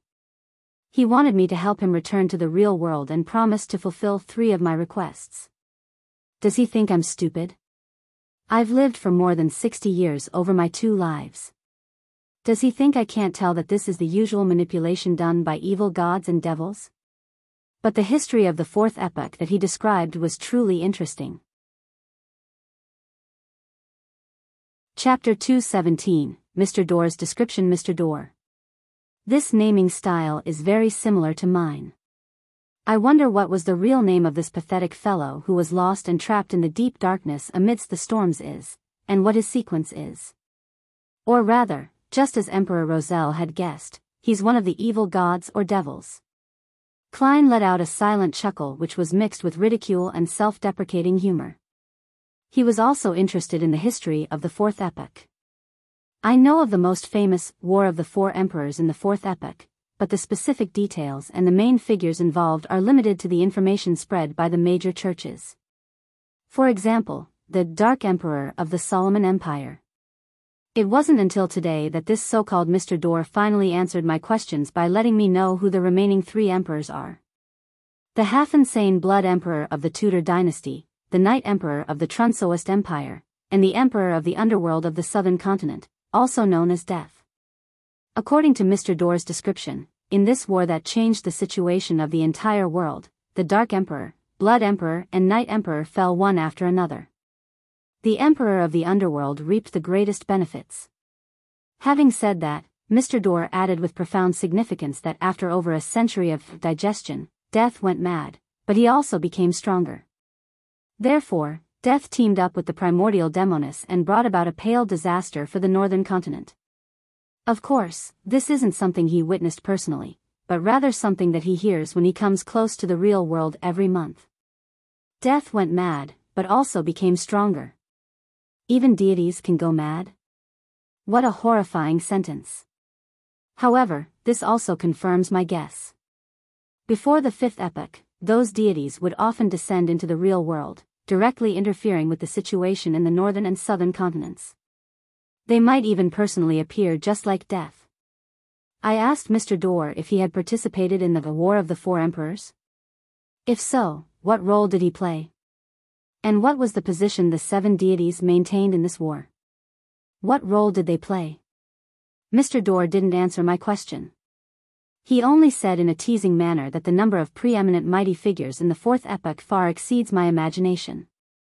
In addition, he also mentioned 2 laws. One is the law of Beyonder characteristics indestructibility, and the other is the law of similar sequence Beyonder characteristics conservation, which is consistent with certain things that I have learned from that most secret and ancient organization, and also from some of the phenomena I have observed. This can lead to many interesting conclusions, making many explanations take on other forms, making one's mind tremble in horror. For example, when there are too many high-sequence Beyonders in the same sequence pathway, the low-sequence Beyonders would reduce, and vice versa. The Beyonder characteristics had been fixed at the source. It will not increase or decrease. Does this mean that there really is a God who created all the deities, an omnipotent and omniscient God, and everything originated from him? This was the longest Roselle diary that Klein had ever seen. It took up 2 full pages, and one could imagine that it originally came on a double-sided page. It only became 2 separate pages after repeated copying. That's a lot of information. Klein sighed silently. As a history student who had graduated normally, he had always believed that the Solomon Empire, the Tudor dynasty, and the Trunsoist Empire came one after the other in a line, with a certain degree of restoration before a new political outcome was established. To his surprise, the War of the Four Emperors described by Mr. Dorr clearly and unambiguously revealed one thing: all 3 empires had existed at the same time. If this were true, then it would really overturn most of the current research on the 4th epoch in the field of history. Klein suddenly thought of the original Klein, who was filled with interest towards archaeology and the history regarding the 4th epoch. Today, I've helped him achieve his wish. I wonder if death had already become a true deity during the War of the Four Emperors. It's hard to determine according to Mr. Dorr's descriptions. I can only first assume that the Emperor of the Underworld, who had obtained benefits from the War of the Four Emperors, had broken through his limits and become a deity, but he also went mad as a result. To have a deity go mad was truly terrifying. Just thinking about the details makes one tremble from the bottom of their heart. It's no wonder that the knowledgeable Emperor Roselle would use the word horrifying to describe this matter. Could it be that the so-called evil gods were crazy orthodox deities? Would that mean that there might only be evil gods left in this world one day? Man, does this mean that the end of days cannot be stopped? Klein smiled to hide the growing solemnity of his emotions. He felt that the future he imagined was filled with a dark gray hue. At the same time, he raised his evaluation of the Dark Emperor, Blood Emperor, and Night Emperor, believing them to be the preeminent mighty figures who were close to being deities. Perhaps that means sequence 1 is the peak existence of a single pathway. According to this logic, for Dark Emperor to live for centuries or over a millennium wouldn't be unacceptable. That would explain the original Klein's confusion. He had obtained contradictory findings from the content recorded in the Antigonus family's notebook with his own mentor's viewpoint. He believed that the Dark Emperor was the common name used by every emperor of the Solomon Empire. Perhaps, the Dark Emperor had always been the same Dark Emperor. Of course, other possibilities cannot be eliminated. For example, they could have been replaced 2 or 3 times, but is the name of that pathway's sequence 1, Dark Emperor? I wonder who Mr. Dorr is in the history of the 4th epoch. Emperor Roselle didn't go into detail when describing his erroneous experiments and accidental coincidences, making it impossible for me to even try to converse with that Mr. Dorr. The laws of Beyonder characteristics indestructibility and similar sequence Beyonder characteristics conservation shares the same description as the one used by the captain. Perhaps, the term he used came from Emperor Roselle. According to the 2 laws described by Mr. Gate, we can indeed deduce a lot of interesting speculations. For example, with there being so many holy artifacts and high-sequence Beyonders in the 7 churches, there shouldn't be many low-sequence Beyonders. But this contradicts reality, and the only reasonable explanation is an additional gift from the deities? For example, is the destruction of the nation of the Evernight due to the conservation of characteristics, that the mere possession of resources causes it to be in trouble? Or could it be said that their existence seriously weakens the potency of the Evernight pathway and threatens the position of the goddess? For example, theoretically speaking, certain sealed artifacts could also be used as the main ingredients for potion materials, or they can even be considered equivalent to potions.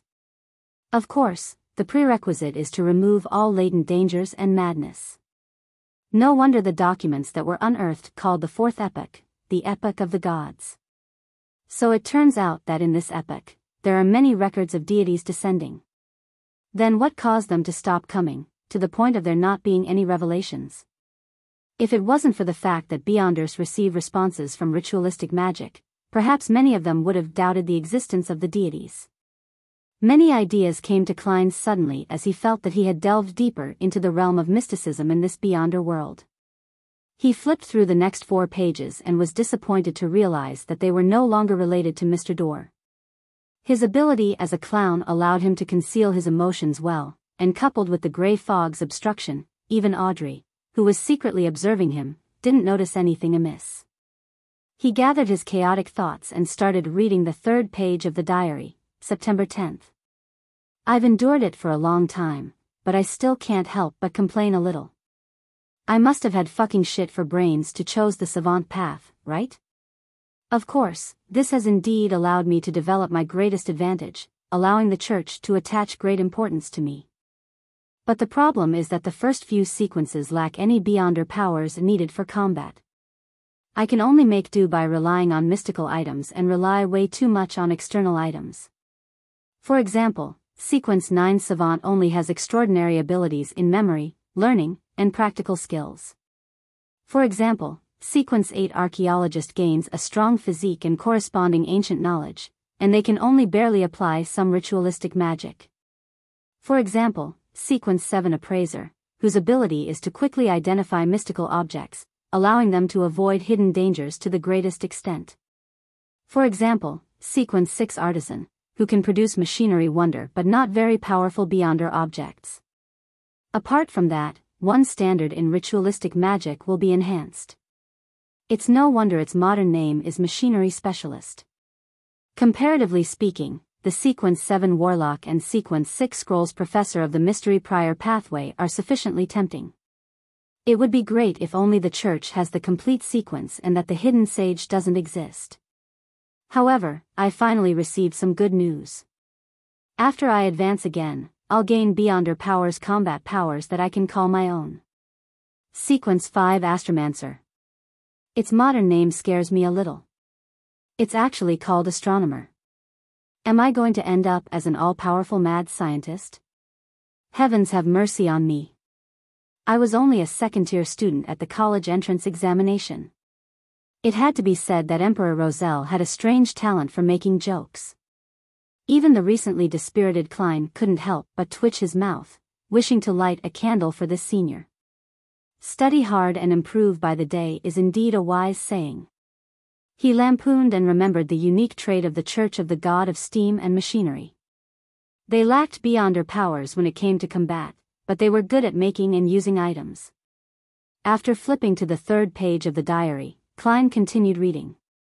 June 2nd, the kingdom has created chaos, again and again, instigating wars without being able to completely destroy the Faesac Empire, the Lone Kingdom, and the Fainapotter Kingdom.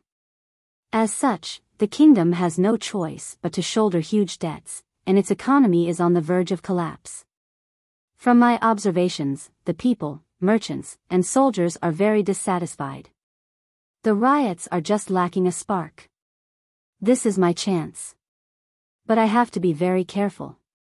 The Sauron family has witnessed the history of the 4th epoch and is an ancient family with a high possibility of having high-sequence beyonders. I need the support of the church, as well as gain a tacit agreement with the Church of the Eternal Blazing Sunday. I can't appear immediately. First, I'll let the rebels destroy order before I end it all as a protector. Consul Roselle Gustave. I like that name. Chapter 218, Free General Knowledge, June 3rd. After discussing with Edwards and the others, I gave up on the idea of reaching a tacit understanding with the Church of the Eternal Blazing Sunday. This might very well reveal my true intentions, making the Sauron family and the ancient nobles who support them aware of them in advance and carry out a direct approach. That would make matters extremely difficult and dangerous. It's a pity that Grimm died in the Sea of Fog. He was the smartest among us. Descend into chaos. Descend. Only with everything in chaos will I get the chance to fish in troubled waters. Only when the Sauron family is incapable of handling this situation will the Church of the Eternal Blazing Sun reluctantly acknowledge me. Perhaps I should give some help to those rebels, but how should I conceal myself so that no one would notice? June 4th, Zeradol from the Secret Order came to visit me in incognito very suddenly. And then? Klein was just feeling intrigued over the reason why Zeradal, leader of the secret order, would seek Roselle on the eve of the rebellion and coup d'état when he realized that the two subsequent pages had nothing to do with it. This made him feel a sense of irrepressible anger. Although the 3 diary pages didn't provide very detailed descriptions, with rather straightforward accounts from Roselle, Klein could still feel the famous turmoil in Intis that happened in 1173, more than 100 years ago. The outcome was clearly recorded in history textbooks. As a colonel, Republic quashed the rebellion and enacted political changes. The Intis kingdom was transformed into a republic, with him acting as a self-appointed consul. In the following 19 years, he reformed the penal code, encouraged inventions, and protected the Industrial Revolution. He greatly increased the country's strength and fought wars both north and south, making Lemberg, Mason, Seeger, and other countries protectorates under the Intis Republic. He also made the 3 mighty countries on the northern continent, the Faisak Empire, the Lone Kingdom, and the Fanapotter Kingdom, bow their heads. At the end of 1192, almost 20 years after his appointment as consul, Roselle converted the Republic into an empire, declaring himself Caesar. Less than 6 years later, he perished in the White Maple Palace, ending the 5th epoch's most legendary piece of history to date. The more he thought about it, the more he felt that there was more to Roselle's death than what appeared on the surface. It was just like how this famous historical event definitely had power struggles amongst Beyonders behind it, and that a Beyonder faction had leveled the situation, unlike the descriptions in textbooks. As expected, one of the so-called 4 horsemen of the apocalypse, Grimm, died in the Sea of Fog. In a previous diary page, Roselle had written that there was something wrong with this horseman. It seems to have something to do with the tiny island where they discovered many extraordinary beings. Not only was it a fortuitous encounter, but it was also a dangerous one. Klein thought of a previous entry and turned to the 5th page, feeling emotional. The contents of this page are of little value. They consist of Roselle's comments after drinking an 1128 Ormer red wine, the disillusion of finding the woman who had gained his adoration in his youth to be aged and out of shape, as well as a degenerate summary of a certain period when he was addicted to playing cards. The 6th page was about the same as the first one, with accounts of his daily life. However, the last one made Klein's eyes light up. April 8th, I have to send someone to investigate the secret order to get more information. I can't repeat my passiveness from before. I can't let Zeradal lead me by the nose anymore. So, did you discover anything, Comrade Roselle? Since Klein couldn't find the rest of the information, he could only force himself to calm down and wait for the next gathering when the hanged man would hand over another 6 pages. He knew that an investigation from over 100 years ago was unlikely to help him find any clues related to the Secret Order Association. After all, over such a long period of time, other than the special ones, many of the high-sequence Beyonders would have already died of old age, not to mention the middle or low-level members. However, Klein believed that this would help him obtain inspiration and grasp the precise identity and activity patterns that the secret order often used. Putting down the 6 diary pages, Klein tapped his right index finger on the edge of the long bronze table, slowly moving his gaze from Miss Justice to the hanged man, and then to the sun. Right, in the diary just now, there was a line Emperor Roselle described, God who created all the deities, an omnipotent and omniscient God. This is very similar to the customs of the City of Silver. Where did he hear this from? Could it be from that most ancient and secret organization which controls the world from behind the scenes? This organization was established before the forsaken land of the gods was forsaken? Suddenly, Klein had a new idea. He said with a low and gentle smile, Roselle mentioned some hidden history in his diary, and mentioned some simple general knowledge. The latter reminded me of something that I don't recall informing you all. Audrey suddenly fell into a trance. She immediately turned her body around and looked at the very top of the ancient long table in pleasant surprise.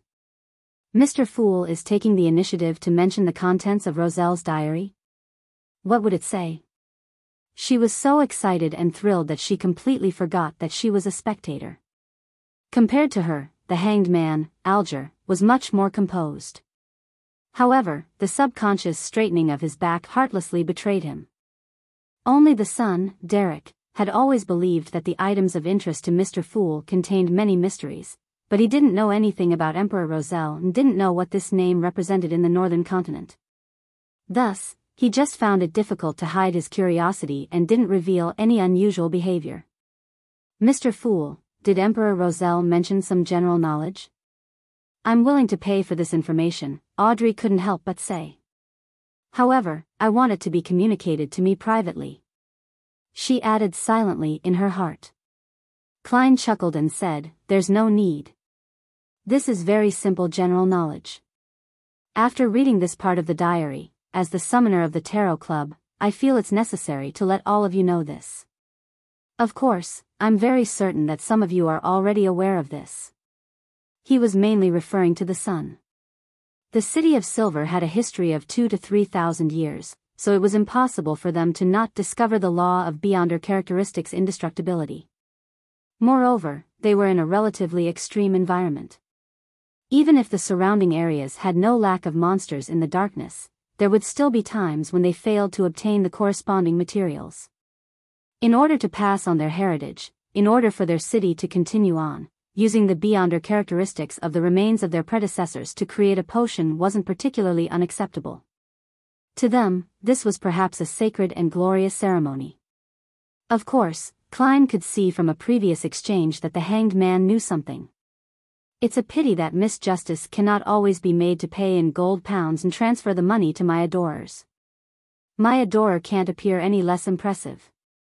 I mustn't destroy the image of the powerful man that Mr. Azek has created. Yes, I'll give it a try when I have the chance. After all, no matter how powerful a being is, they'll have subordinates that run errands. For instance, the Evernight goddess is sleepless. No one would ever suspect that the Evernight goddess isn't a true deity just because the low-level Nighthawks are weak. Klein sighed silently. Thank you very much. Mr. Fool, you are just too generous. Audrey replied in joy. She was originally feeling 3 seconds of regret for the coarse action of using cash to purchase the information. Klein stopped rapping the table and described with a calm voice, the first piece of general knowledge, law of Beyonder characteristics indestructibility. The characteristics of a Beyonder is never destroyed or reduced. It's only passed from one carrier to the next. Without realizing it, I used Captain's tone. Klein's lips subconsciously curled upwards.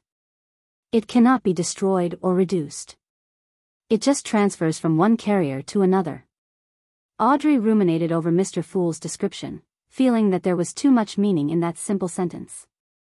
Her emerald green eyes turned, and when she saw that neither the hanged man nor the sun showed any signs of surprise or contemplation, she immediately understood that these two members of the Tarot Club had long known of this law. Only I didn't know. She thought, feeling somewhat aggrieved, but she quickly began to praise Mr. Fool for his kindness. At this point, Klein added, after a rampager dies, they will leave behind an item of Beyonder characteristics. It could be the main ingredient, or it could be a mystical artifact that requires sealing. An ordinary Beyonder's death results in similar results. However, the item left behind will be equivalent to the corresponding potion without the supplementary ingredients. Of course, the item alone will contain Beyonder powers. They can be used as a half-mystical object. The plain and indifferent words instantly echoed in Audrey's mind. Layers stacked upon layers and, bit by bit, it eventually reached a crescendo. Audrey thought of cannibalism and the question, would a sequence pathway be severed if the source of Beyonder materials ceased to exist? She had asked the hanged man previously came to mind. Now, she knew the answer, but she would have rather not heard it. She felt like she was having a nightmare. How can it be so cruel? Why is it so dark? Audrey had previously seen some bad situations that involved Beyonders, but those situations were only caused by a person's own perverse and evil nature. For example, Mr. Ayer Kalangos. They didn't affect her yearning and love for mysticism and the Beyonder world. However, this time, she discovered that the mystical world was filled with grayness and darkness. Wake up, Audrey, you can't be naive. Consider that the cruelty and darkness described by Mr. Fool are predictable. Since he had chosen this path, he had to bravely walk down it. Audrey consoled herself, easing her mood a little.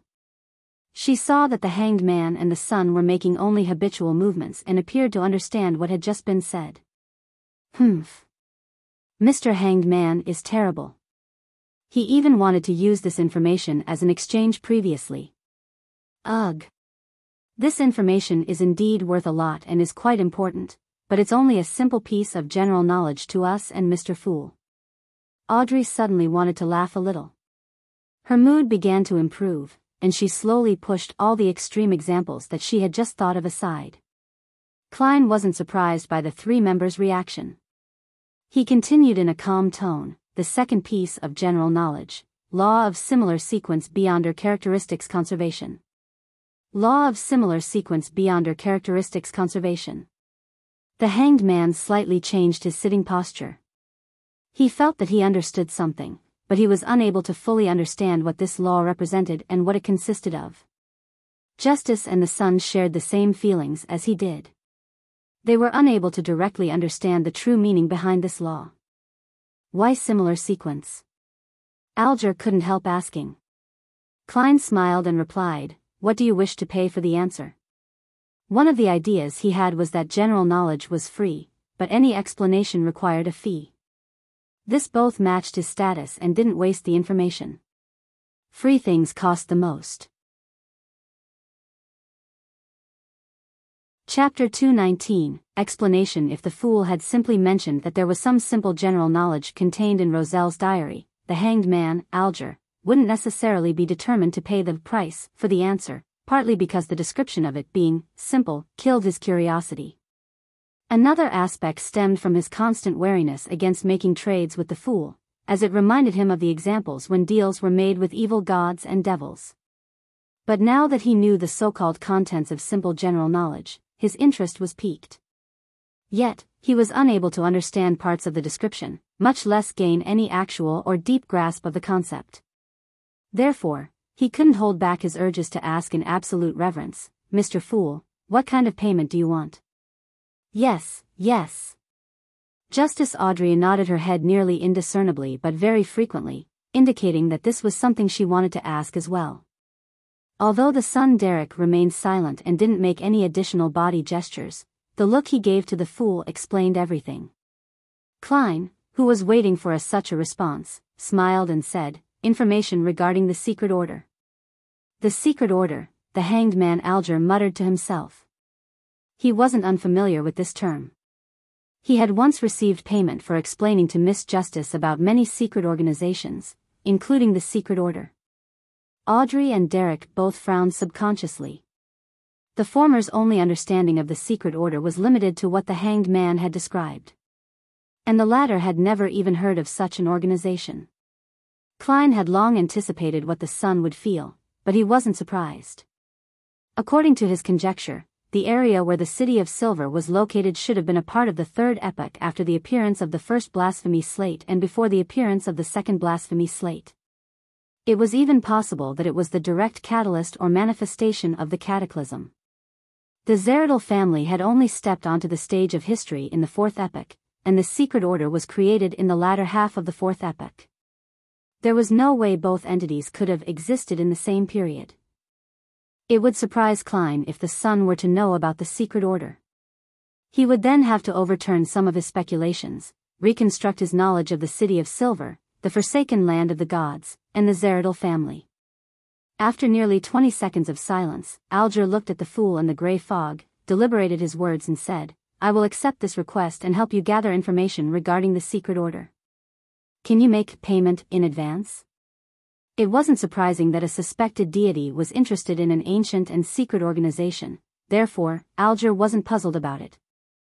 More importantly, after many gatherings, he had a guess in his mind, which was that Mr. Fool's state wasn't perfect, that he might be in a predicament, that all his attempts and the actions of his adorers on the northern and southern continents were to help him break free from his confines.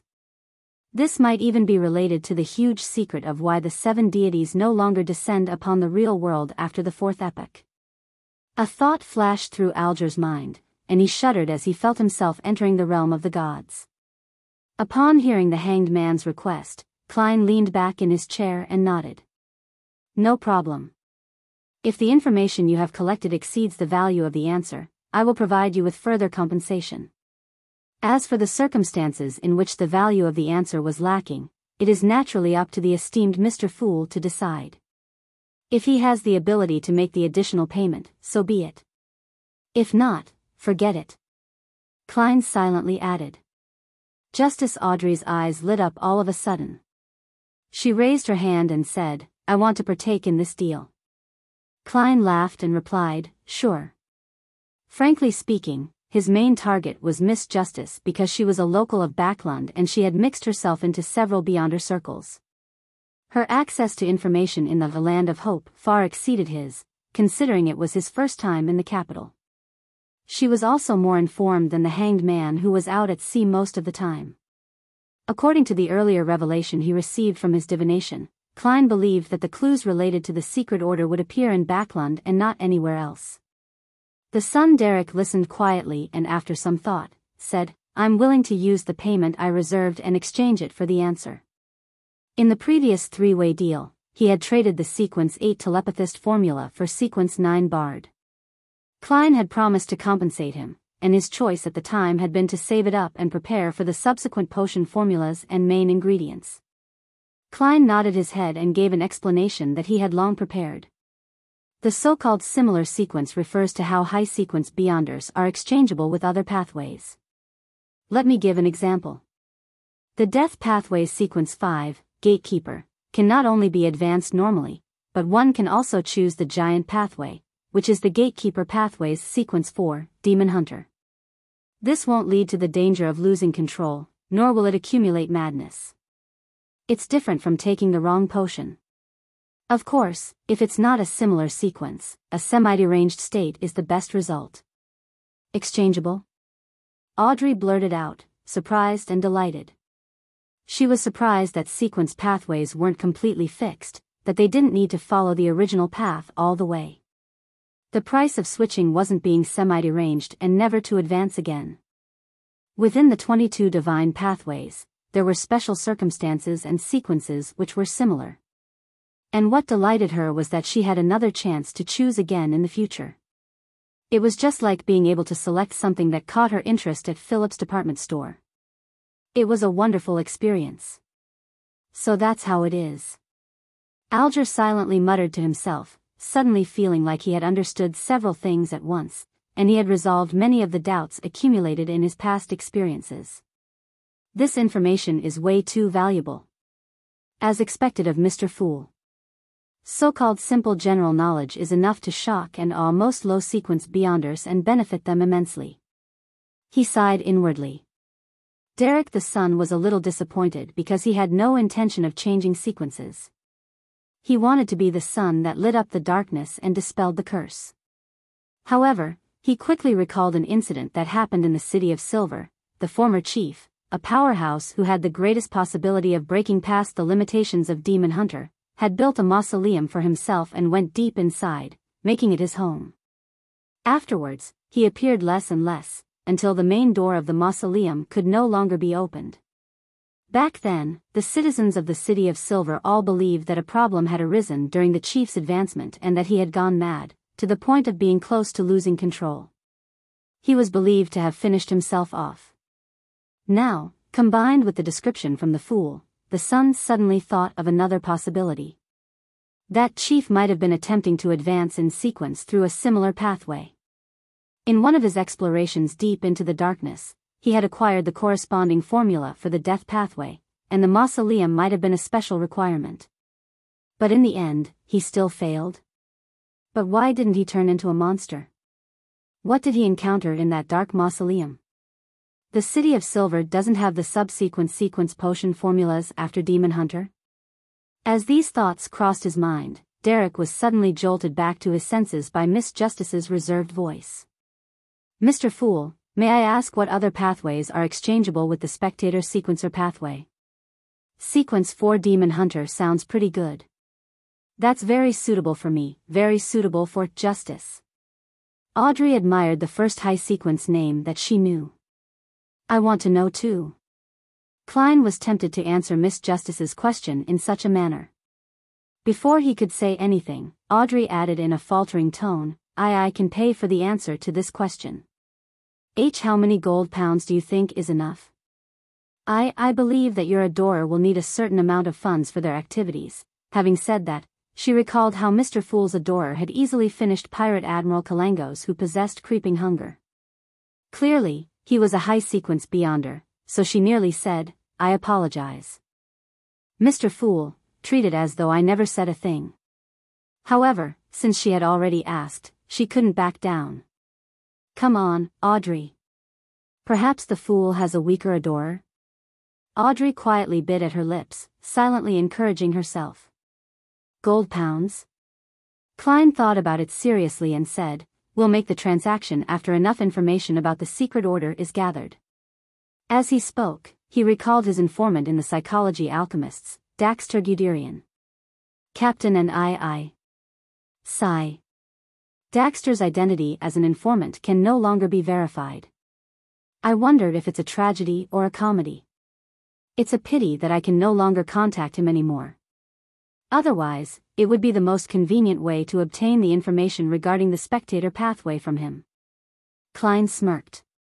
All right. Audrey answered happily. The conversation between the two made the hanged man, who was about to ask a similar question, shut his mouth. He left it until he had gathered enough information on the secret order.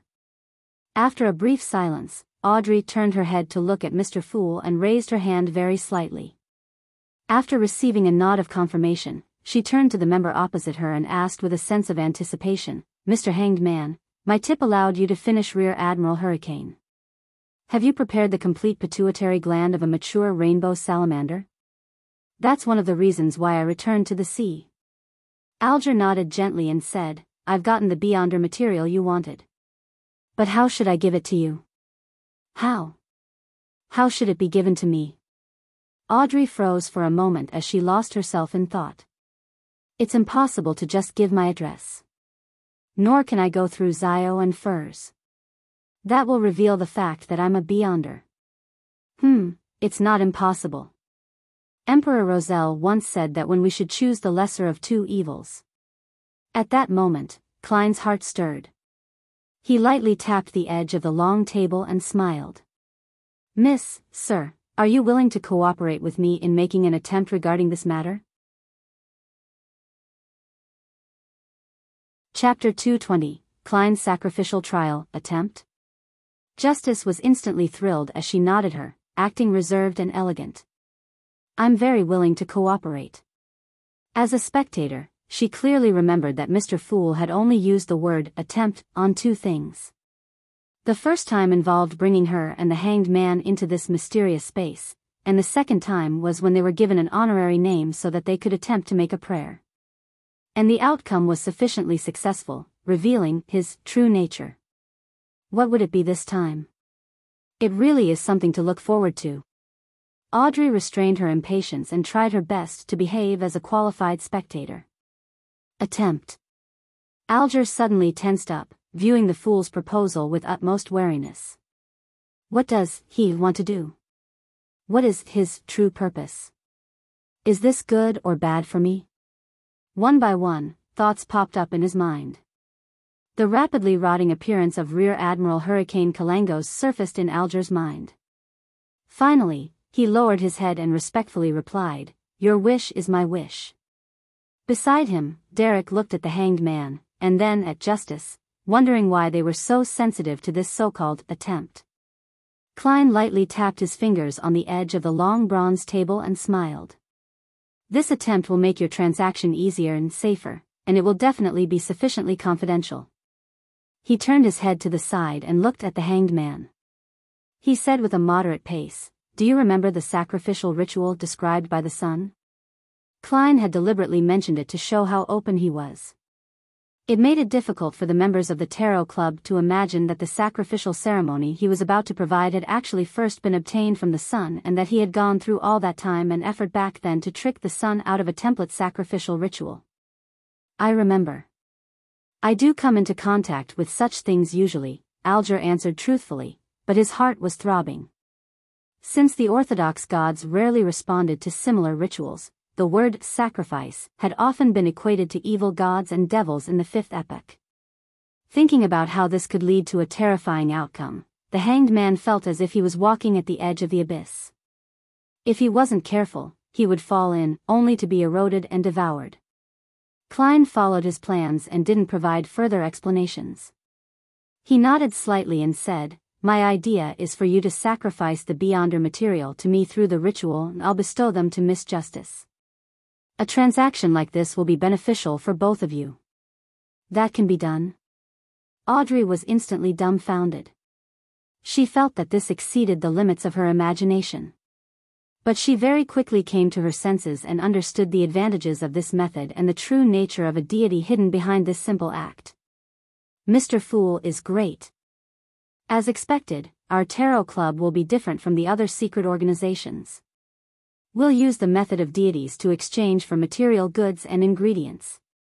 Audrey almost said, "Praise the lady," in her mind out of habit, but in the end, she said, "Praise Mr. Fool," instead.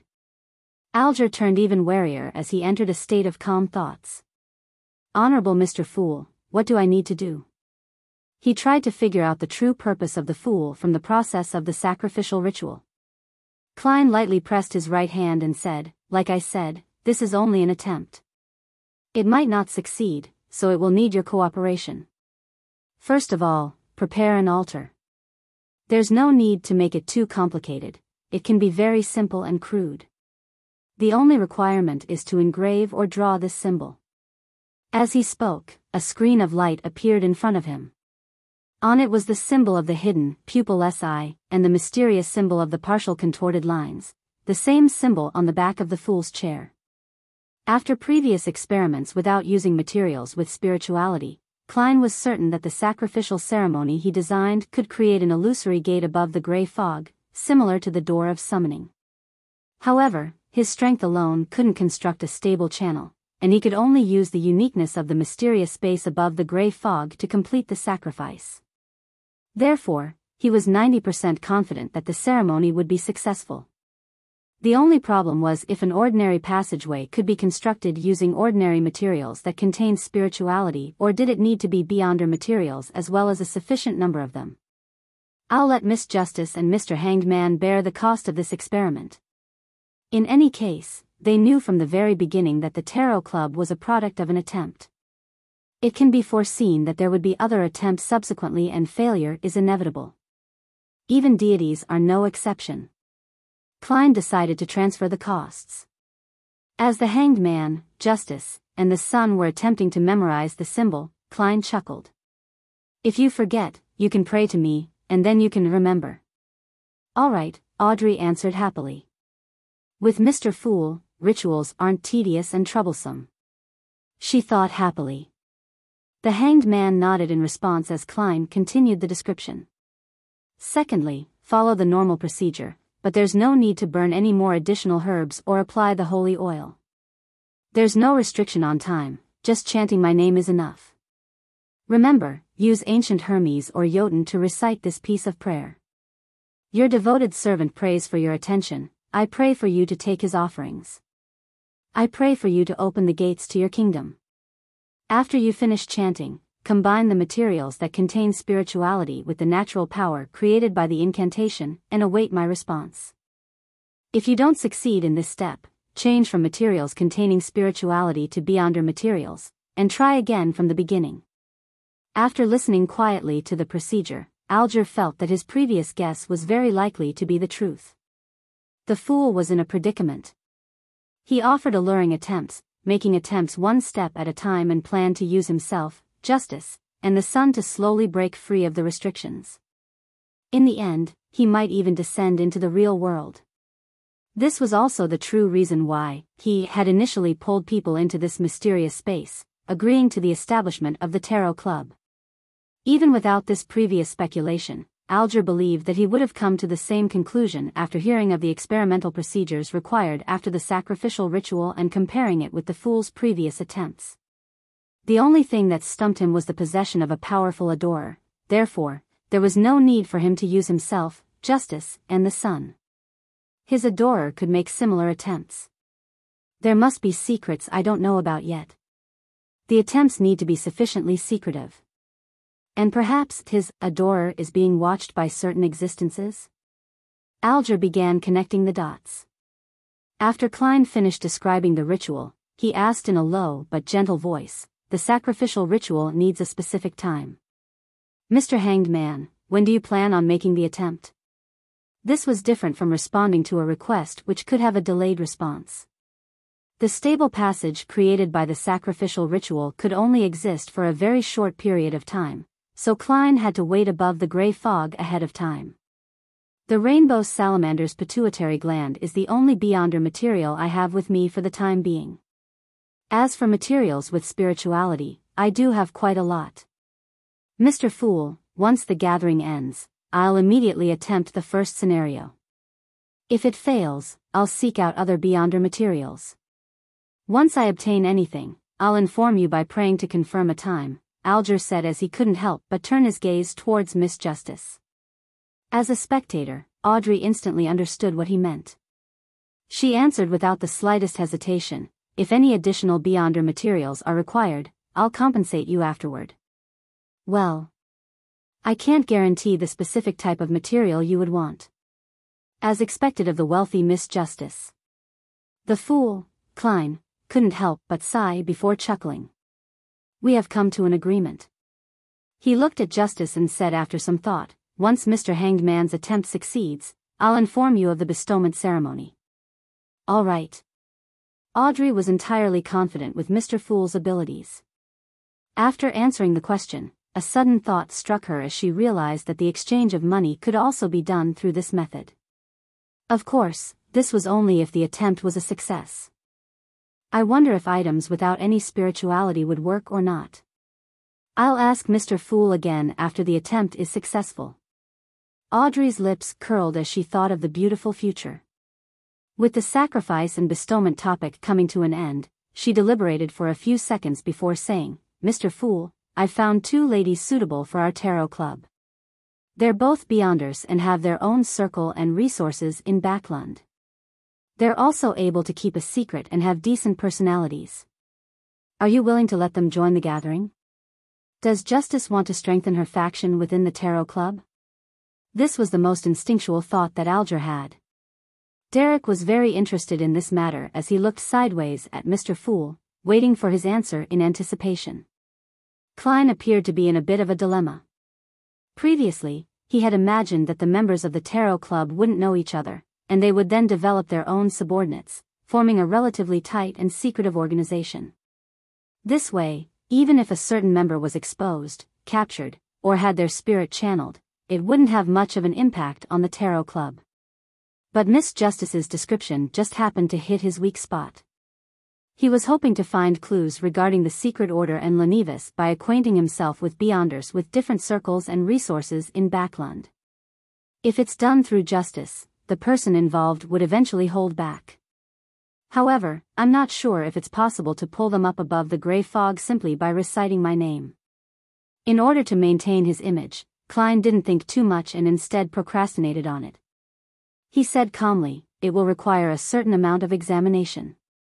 Miss Justice, use a clandestine method that wouldn't expose yourself to let them know of my name to garner interest in them." When Audrey saw that her proposal was about to be accepted, she immediately responded in excitement, "Yes, Mr. Fool." After a few more exchanges, the gathering came to an end. The sun, the Hanged Man, and Justice returned, while Klein remained in the gray fog, waiting for the sacrifice. Chapter 221. The Tarot Club. At a higher level, the blue Avenger was like a leaf on the surface of the undulating waves of the Sonia Sea. At times, it was raised high and sometimes low from the ebbing of the waves, but there was no sign of it being at risk of capsizing. Alger Wilson stood in the captain cabin, his back to the shelves of red and white wine, as he subconsciously paced around. Finally, he gritted his teeth and returned to the mahogany desk with a grim expression. He removed the brass sextant, found a piece of paper and a pen, and leaned over to draw the complex, mysterious symbol given to him by the fool. With a seafarer's memory, Alger quickly completed the first step of the sacrificial ritual. Then, he opened the drawer and took out a candle. He set up the ritual according to the dualism principles and placed a candle above the symbol that was formed by the combination of the pupilless eye and the partial contorted lines. One candle was placed in the middle that represented the person making the sacrifice. After cleaning up all the items on the table, Alger condensed pure water in the palm of his hand and wiped the altar clean. He then used the silver dagger from the ceremony to create a ceiling wall that surrounded his desk. After doing all this, he used his spirituality to light up the 2 candles and retreated a few steps under the dim light. Taking a deep breath, Alger lowered his head and recited in ancient Hermes, "The fool that doesn't belong to this era, you are the mysterious ruler above the gray fog, you are the king of yellow and black who wields good luck. Your devoted servant prays for your attention, I pray for you to take his offerings. I pray for you to open the gates to your kingdom." This ancient incantation reverberated within the wall of spirituality, stirring up spiraling gales as they swept forth with the force of nature. It was the oldest sacrificial language created by human beyonders, and it contained many mysteries itself. However, it lacked sufficient protection for the user. Bearing with the pain that was akin to having knives slicing across his skin, Alger took out a small dark brown glass bottle from his pocket, unscrewed the lid, and poured out a lot of sesame-shaped granules. These granules swirled with a metallic luster and exuded an indescribable sense of beauty. Alger scattered these granules into the wind. Whoosh! The gale grew stronger but was no longer tempestuous. It was dyed in 2 separate colors, silver and black. As they continued to collide and mix, the 2 differently colored winds were infused into the candle flame that symbolized the fool, burgeoning and tearing open an illusory ordinary-sized door. Its surface was carved with the same symbol that Alger had drawn. At this moment, Klein witnessed the appearance of the hazy door behind his high-back chair. He could feel the spirituality in the air that was rippling apart and stimulating the mysterious space. It seems to be working. Klein suddenly had a premonition and immediately spread out his spirituality, infusing it with upheavals and stimulation. Creak! Amidst the insubstantial sounds, the blurry door slowly opened. In the captain cabin, Alger suddenly saw the illusory door, formed out of wind and light, open. Behind it was deep darkness formed from an innumerable number of almost invisible shadows. They were lustrous splendors encompassing massive amounts of knowledge. Situated above them was the thick gray fog with the ancient palace overlooking the real world.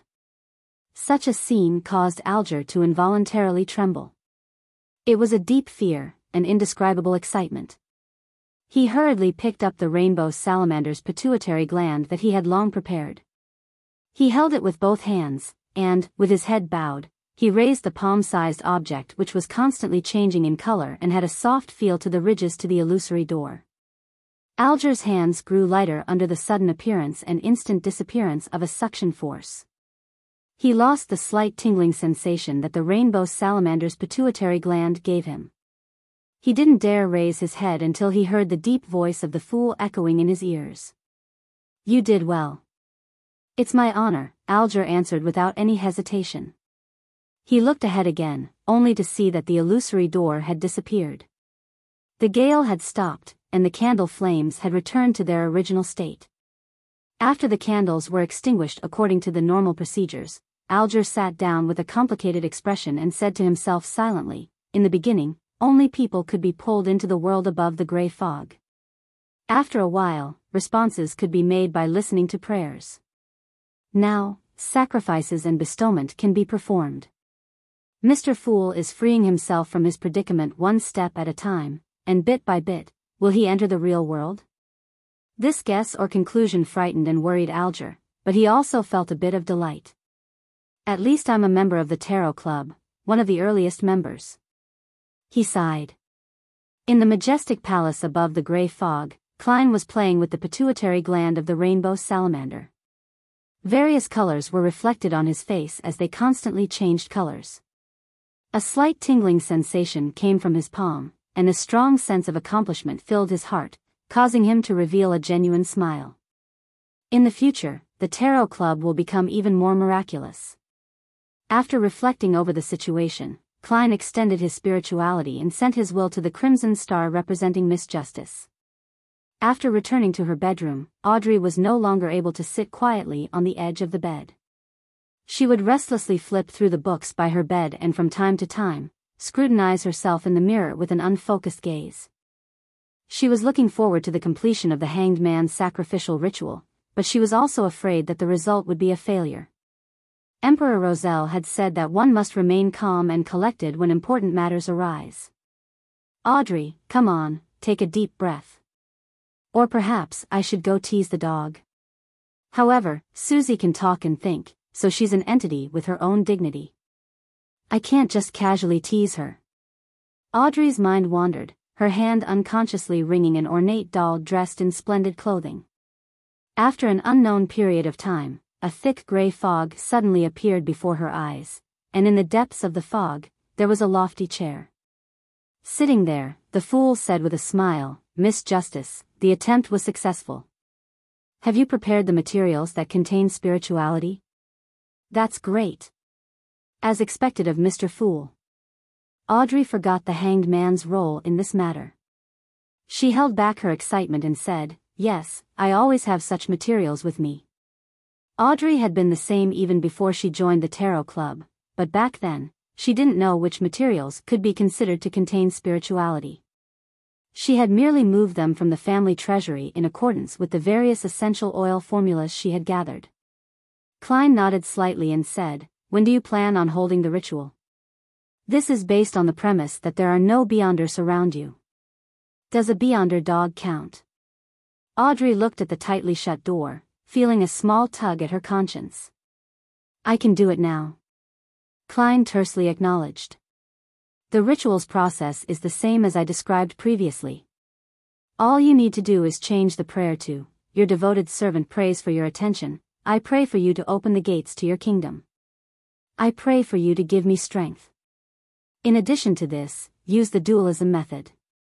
Audrey thought it over, fighting the urge to nod, and she began preparing for the ritual. When the illusory door opened, and a scene even more illusory than the starry sky appeared, Audrey felt intoxicated in both body and mind. This is the mysterious world I've always been pursuing. This is the kind of feeling I've always wanted. She praised Mr. Fool wholeheartedly. It's faith towards the goddess, but for the fool, it's worship. Audrey silently explained herself in her mind. Soon after, she was stunned to see that there was something on the altar. It was a soft object with lustrous color and was filled with ridges. The rainbow salamander's pituitary gland. Audrey felt a surge of joy in her heart. Her eyes lit up as she had the urge to step forward and grab it. However, her customs of etiquette took hold of her as she sincerely praised Mr. Fool once again. After finishing the ritual, she impatiently walked forward and carefully examined the Beyonder material 5 times. Our tarot club is at a higher level than all the other secret organizations. Audrey secretly felt smug. She then glanced warily at the door, as if afraid of Susie's sudden intrusion. She had to redouble her efforts and immediately concoct the potion to complete her advancement. A few minutes later, she held a bottle of liquid that contained constantly changing lusters that could shine to the bottom of everyone's hearts. She confidently drank the telepathist potion and successfully tied through the integration stage with the Beyonder characteristics, achieving an advancement. The view before her seemed to clear up significantly, with a great increase in other aspects. Audrey familiarly used cogitation to restrain the dissipating spirituality. After her sequence stabilized, she smiled and walked briskly to the door, letting in the golden retriever. She saw the obvious suspicion on Susie's face. You took far longer than usual. Susie didn't hide her thoughts. Audrey sat down on an ottoman and dryly laughed before changing the subject. Susie, tell me, how should I secretly inform Zio and Furs about a particular matter without revealing myself, yet get them interested? Before she finished her sentence, Audrey had begun to seriously ponder over the mission Mr. Fool had assigned her. Then, she looked at Susie, and Susie looked back at her. The human and dog both fell into deep thought at the same moment. After completing his goal, Klein returned to reality, slept for a little more than an hour before hurrying out the door. He spent £1 to buy a pair of gold-rimmed glasses, wigs, and a variety of mustaches that could be torn off and stuck on with adhesives. They were disguises he would need later. Before dinner, he made a trip to East Borough, the most crowded area and the most unsafe part of the city. He rented a one-bedroom house at the rent of 4 soldi, 3 pence a week. He paid 2 weeks' rent and a deposit, coming up to a total of 17 solis. Only then did Klein complete all his early preparations. East Borough also left a deep impression on him. Most of the streets here were the same as Tingen's Lower Street, but the area that shared the traits was many times larger. The clothes of the residents here were old but decent. Many of them were dressed in shabby clothes with sallow skin and thin frames. It was as though they would turn into beasts at any moment due to their hunger or poverty. Therefore, gangs ran rampant in East Borough. When he got back to Sherwood Borough, Klein felt as if he had entered heaven from hell. For the next 2 days, he experimented with using his spirituality to perform the rituals and create charms. He no longer prayed to the goddess and waited for the effects of his tiny advertisements to bear fruit. On Thursday morning, Klein finally heard the doorbell ring. Chapter 222, The First Job Ding. Dong. A rope was being tugged, causing the doorbell and the sound it made to constantly tinkle and send its sound echoing throughout the spacious but relatively empty living room. Klein, who was seated on the sofa reading a newspaper to study the various investment opportunities, stood up. He was wearing a white shirt and a black vest without a bow tie, just like what one would wear at home. The first job in my career as a detective? But I can't always be at home, waiting for a mission to arrive.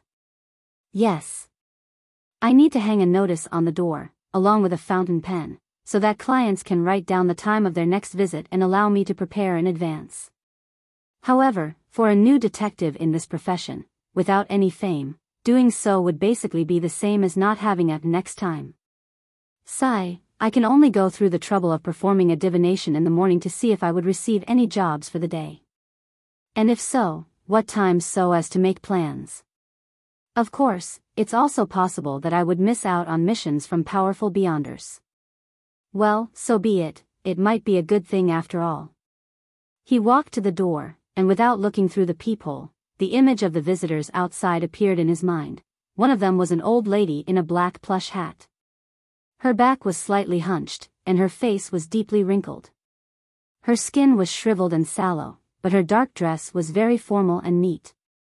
Her temples were completely white, but her blue eyes were quite lively. She was looking at the young man beside her, gesturing for him to pull the doorbell again. The young man was in his 20s, with eyes similar to those of the old ladies. In the progressively cold weather, he wore a black double-breasted coat, a half-top hat, and a bow tie like he was about to attend a banquet. It was as if he wouldn't relax his demands of himself at any moment. With the help of a clown's premonition, Klein turned the handle, opened the door, and greeted his visitors with a smile before the bell could ring again. "Good morning, madam, sir. What a wonderful day it is, at least up to this point, for I have already seen the sun for 5 minutes."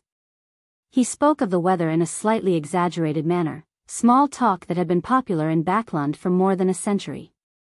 Yes, it's always shy and doesn't come out from behind the fog and the dark clouds.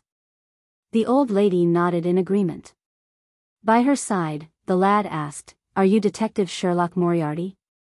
"Yes, and what may I help you with?" "I'm sorry, please come in. Let's sit down and talk." Klein turned his body to the side, making way for his guests as he pointed to the guest area. "No, there's no need. I don't want to waste any time. My poor Brody is still waiting for me to save it," the old lady said with a rather sharp voice. "It?" Klein noticed the most important pronoun and suddenly had a bad feeling. The very formally dressed young man nodded and said, "Brody is a cat owned by my grandmother, Madame Doris. He went missing last night, and I hope you can help us find him. We live at the end of this street, and I'm willing to pay you 5 soldi for it.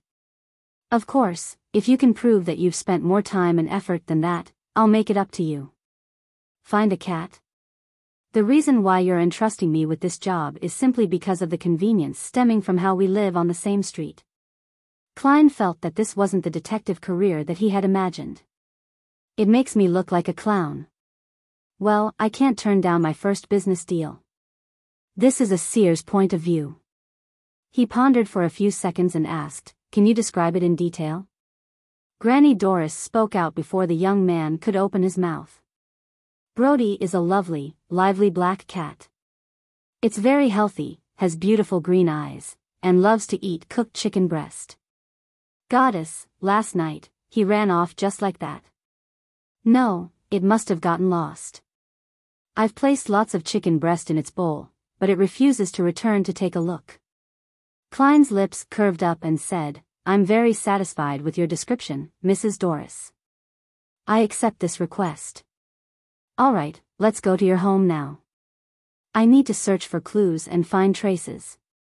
You should be clear that the basis of my reasoning lies in the details." Mrs. Doris didn't consult her grandson as she nodded and said, "You're the most proactive detective I've ever seen. It's a deal." Klein put on his coat and hat, picked up his cane, and followed Madame Doris and her grandson out onto the street. Unlike Tianjin, roads in many parts of Backland had been rebuilt with cement or asphalt. Even during a downpour, the roads were less muddy. While the old lady was leading the way, his grandson came close to Klein and said in a low voice, "I hope you'll do your best to find Brody. It's been one of the pillars of my grandmother's life ever since my grandfather and parents passed away. After Brody went missing, something went wrong with my grandmother's mind, so much so that she started hearing things. She keeps telling me that she hears poor Brody mewing miserably." Klein immediately nodded and said, "I'll do my best." "Right, I still haven't gotten your name." Jürgen Cooper, a senior solicitor," the young man replied. Soon, they reached 58 Minsk Street and entered the dark house. "This is Brody's bowl. This is his favorite box. He always sleeps here." Doris's wrinkled face was filled with worry and expectation. Klein squatted down and found several strands of black cat fur in the box. He straightened up and gripped his silver-inlaid cane with the hand that held the cat's fur. Klein's gaze turned deep as he pretended to observe his surroundings as he silently recited a divination sentence. His hand secretly slipped from the end of the cane but didn't leave it completely. It just made it difficult for Jürgen or Doris to notice that the cane was standing on its own. Soon after, the black silver-inlaid cane tilted to the side. It fell very slowly, with very little movement. Klein gripped the cane again, looked in that direction, and observed it for more than 10 seconds. Then, he strode over to an old cupboard. "Any signs of Brody running away?" Jürgen asked with concern. The old lady, Doris, was also waiting for an answer. Without answering, Klein kneeled and pulled open the door at the bottom of the cupboard. Meow. A black cat darted out, tail high, and ran for its bowl. "Brody. When did you get into the cupboard? How did you get locked in there?" Mrs. Doris cried, surprised and confused. Jürgen turned his head in surprise and looked at Klein. "How did you know it was in the cupboard?" Klein smiled, and replied in a deep voice, "Inference, my good man." After obtaining the 5 soldi reward from Mrs. Doris and Jürgen, as well as their friendship, Klein returned to 15 Minsk Street under the gloomy weather. Before he even got close, he saw a figure loitering in front of his door. More business? When Klein looked over, he saw that the visitor was a boy of 15 or 16, dressed in an old coat and a round hat that didn't fit his age. "It's him?" Klein immediately recognized him as the boy he had met on the steam train the day he had arrived in Backland. Back then, he was being pursued, but his maturity and calmness at the time had left quite a deep impression on Klein. What would he want to entrust me with? As he wondered, Klein walked over and smiled. "Excuse me, are you looking for me?" The teenage boy was startled as he quickly turned around, his bright red eyes filled with unconcealable fear. He composed himself and asked hesitantly, "Are you Detective Sherlock Moriarty?" "Yes." Klein looked around and said, "Let's talk inside." "All right." The teenage boy didn't refuse. Inside, Klein didn't take off his coat, but he did take off his hat and put his cane away. He led the teenage boy to the guest area, pointed at the long sofa and said, "Please, have a seat. How might I address you? What job do you have for me?" "You can call me Ian." The teenage boy surveyed his surroundings and fell silent for a few seconds. "I was previously hired by another detective, Mr. Real Victor Lee, who helped me gather some news and information." Klein sat down, clasped his hands, and said, "Does the job have anything to do with your former employer?" "Yes," Ian nodded solemnly. "A few days ago I suddenly found myself being followed by someone with ill intentions, therefore, I thought of a way to lose their tail." I believe you saw this scene yourself, Mr. Moriarty. I recognized you as the man who was sizing me up on the metro that day as soon as I saw you. This level of observational skills isn't any worse than a spectator's. Could it be that he was born with a special ability? Or is he a beyonder?" Klein activated his spirit vision and looked at Ian, but he didn't find anything strange. He nodded and calmly replied, "Your response left an impression on me." Ian didn't harp on the topic and continued, "I suspect that my encounter has something to do with Mr. Real, so I went to visit him at his place. I found the place seemingly normal, but there were many hints that indicated that someone had infiltrated and triggered all the tiny mechanisms. I haven't seen Mr. Real since that day. I suspect that something has happened to him. I tried to call the police, but his disappearance period has yet to reach the required number of days to make the request. I tried to get help from other detectives that I knew, but all of them turned me down, on the grounds that they had just met Mr. Real at a fellow detective's party. That surprised me because I didn't receive any response from Mr. Real when I contacted him using the agreed-upon method. I still stood by my judgment and intended to ask for the help of a detective whom Mr. Real doesn't know. Well, as such, that meant it would be someone I don't know either. I had no idea who to look for as well. Therefore, I could only search through the newspapers and ended up finding you, Mr. Sherlock Moriarty." Chapter 223, 3 Matters. Klein asked after listening carefully, "So you suspect that the Zreal whom the detectives saw was someone in disguise?" Holding his brown round hat, Ian replied as if he had already thought about it, "It's a possibility, but I think it's too difficult due to the huge risks involved. The party was at night, and it's true that the lights weren't very bright, but most of the people attending are detectives with keen observational skills. Just a wig, beard, or cosmetics can hardly hide from their eyes. Perhaps some beyonder powers can do it. Just like how creeping hunger enables such an ability." There was a little trap in Klein's question. He wished to determine from the teenage boy's answer, the expression on his face, and his body language to determine if he had ever come into contact with beyonders, or if he knew things about mysticism. The initial answer was no. When Ian saw Detective Moriarty nodding slightly in agreement with his reasoning, he continued, "I believe that the detectives saw Mr. Real, but he wasn't free. He was in a controlled state in which he couldn't send out distress signals. The reason why he wasn't responding to my attempts to liaison with him is to probably signal to me that he needs help. A reasonable explanation." Klein released his clasped hands and sat back a little, making himself look more relaxed and confident.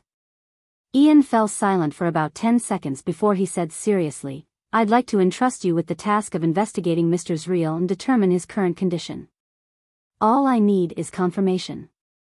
Considering that Ian was a semi-professional who had gathered intelligence and information for a detective, Klein had the intention to make his acquaintance.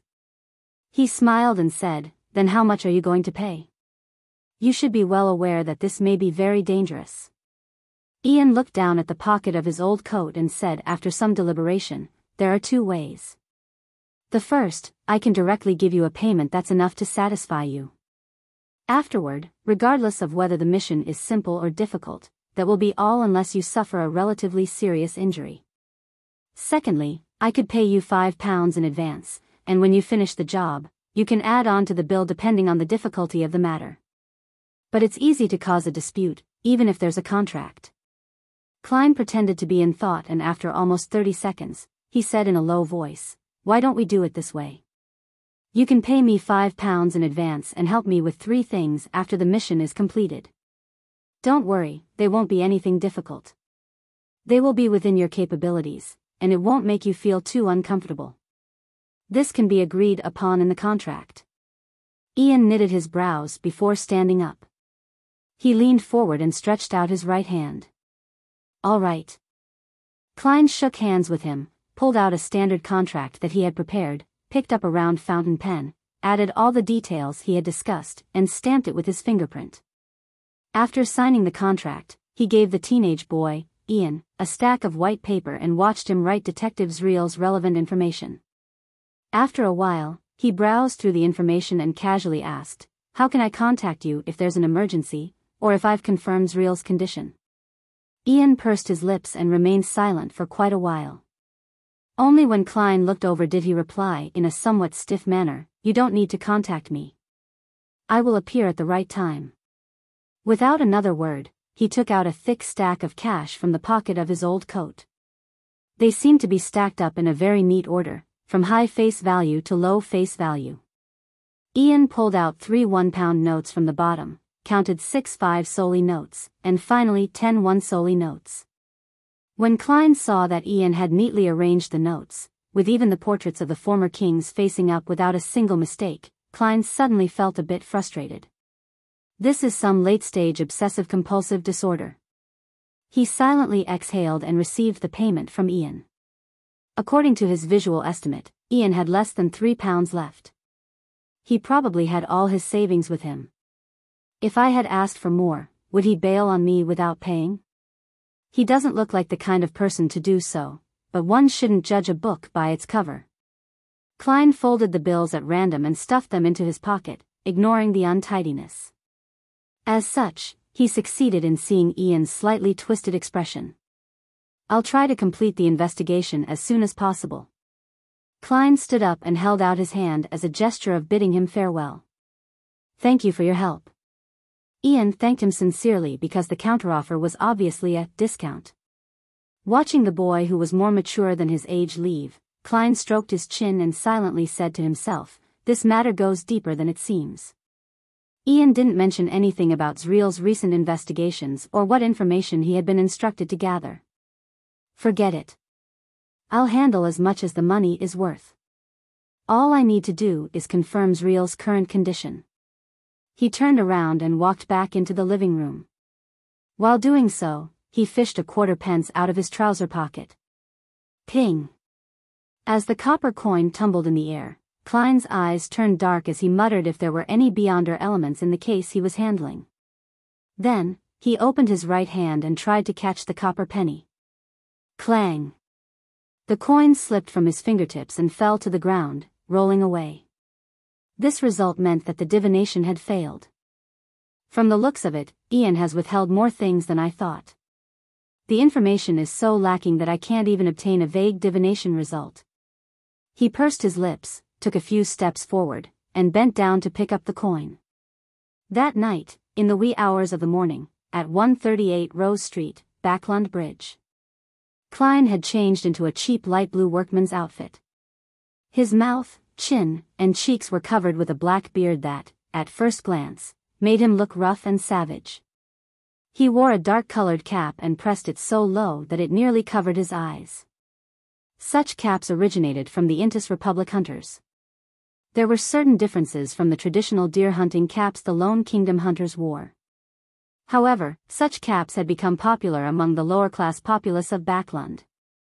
Hiding in the shadows of an Intis parasol tree by the side of the road, Klein studied the house across the street with the aid of the elegant gas lamps. It was Zreel's home. The detective was from Southville. His parents, relatives, and friends were all there, and he had come to Backlund alone where he slowly forged a name for himself. He was still a bachelor and had only hired 2 temporary maids, the kind that came by every 3 days to clean up the place, without needing to provide them with food or lodging. At the moment, the terrace house he rented was pitch dark. Klein took off the silver chain inside his sleeve and let the topaz pendant hang down naturally. "There's danger inside. There's danger inside." After repeating it 7 times, he opened his eyes and saw the spirit pendulum spinning clockwise, but very slowly. "There's danger, but it's nothing serious," Klein muttered, and once again confirmed that he had his tarot cards, self-made charms, and holy night powder on him. After doing all this, he looked around, and taking advantage of the stillness of the night, he nimbly rushed across the street. There was no veranda, garden, or lawn as it directly faced the edge of the street. Klein went around to the side and easily climbed up the water pipe to the small balcony on the 2nd floor where clothes could be hung out to dry. Immediately following that, he took out a tarot card and slid it through the crack, opening the door to the corridor. Following Ian's drawing of the house's layout, Klein walked almost soundlessly to Zriel's bedroom. He lightly tapped his left molar and activated his spirit vision. Through the wooden door, he looked inside. Spirit vision could see aura colors through obstacles without spirituality. However, it was highly dependent on one's abilities. Currently, Klein was able to observe through wooden doors but was stumped by concrete walls. Furthermore, the scenes he could see weren't too clear. In his vision, he saw 3 humanoid auras in the bedroom behind the door. The colors were blurry and were located in different locations.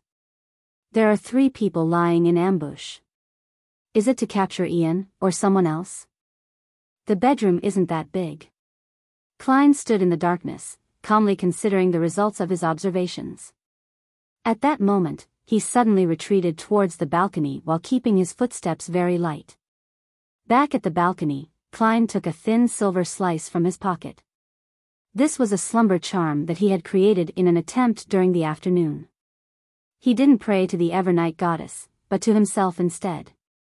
He held a ritual in the name of the fool that doesn't belong to this era, the mysterious ruler above the gray fog, the king of yellow and black who wields good luck, before entering the world above the gray fog to respond.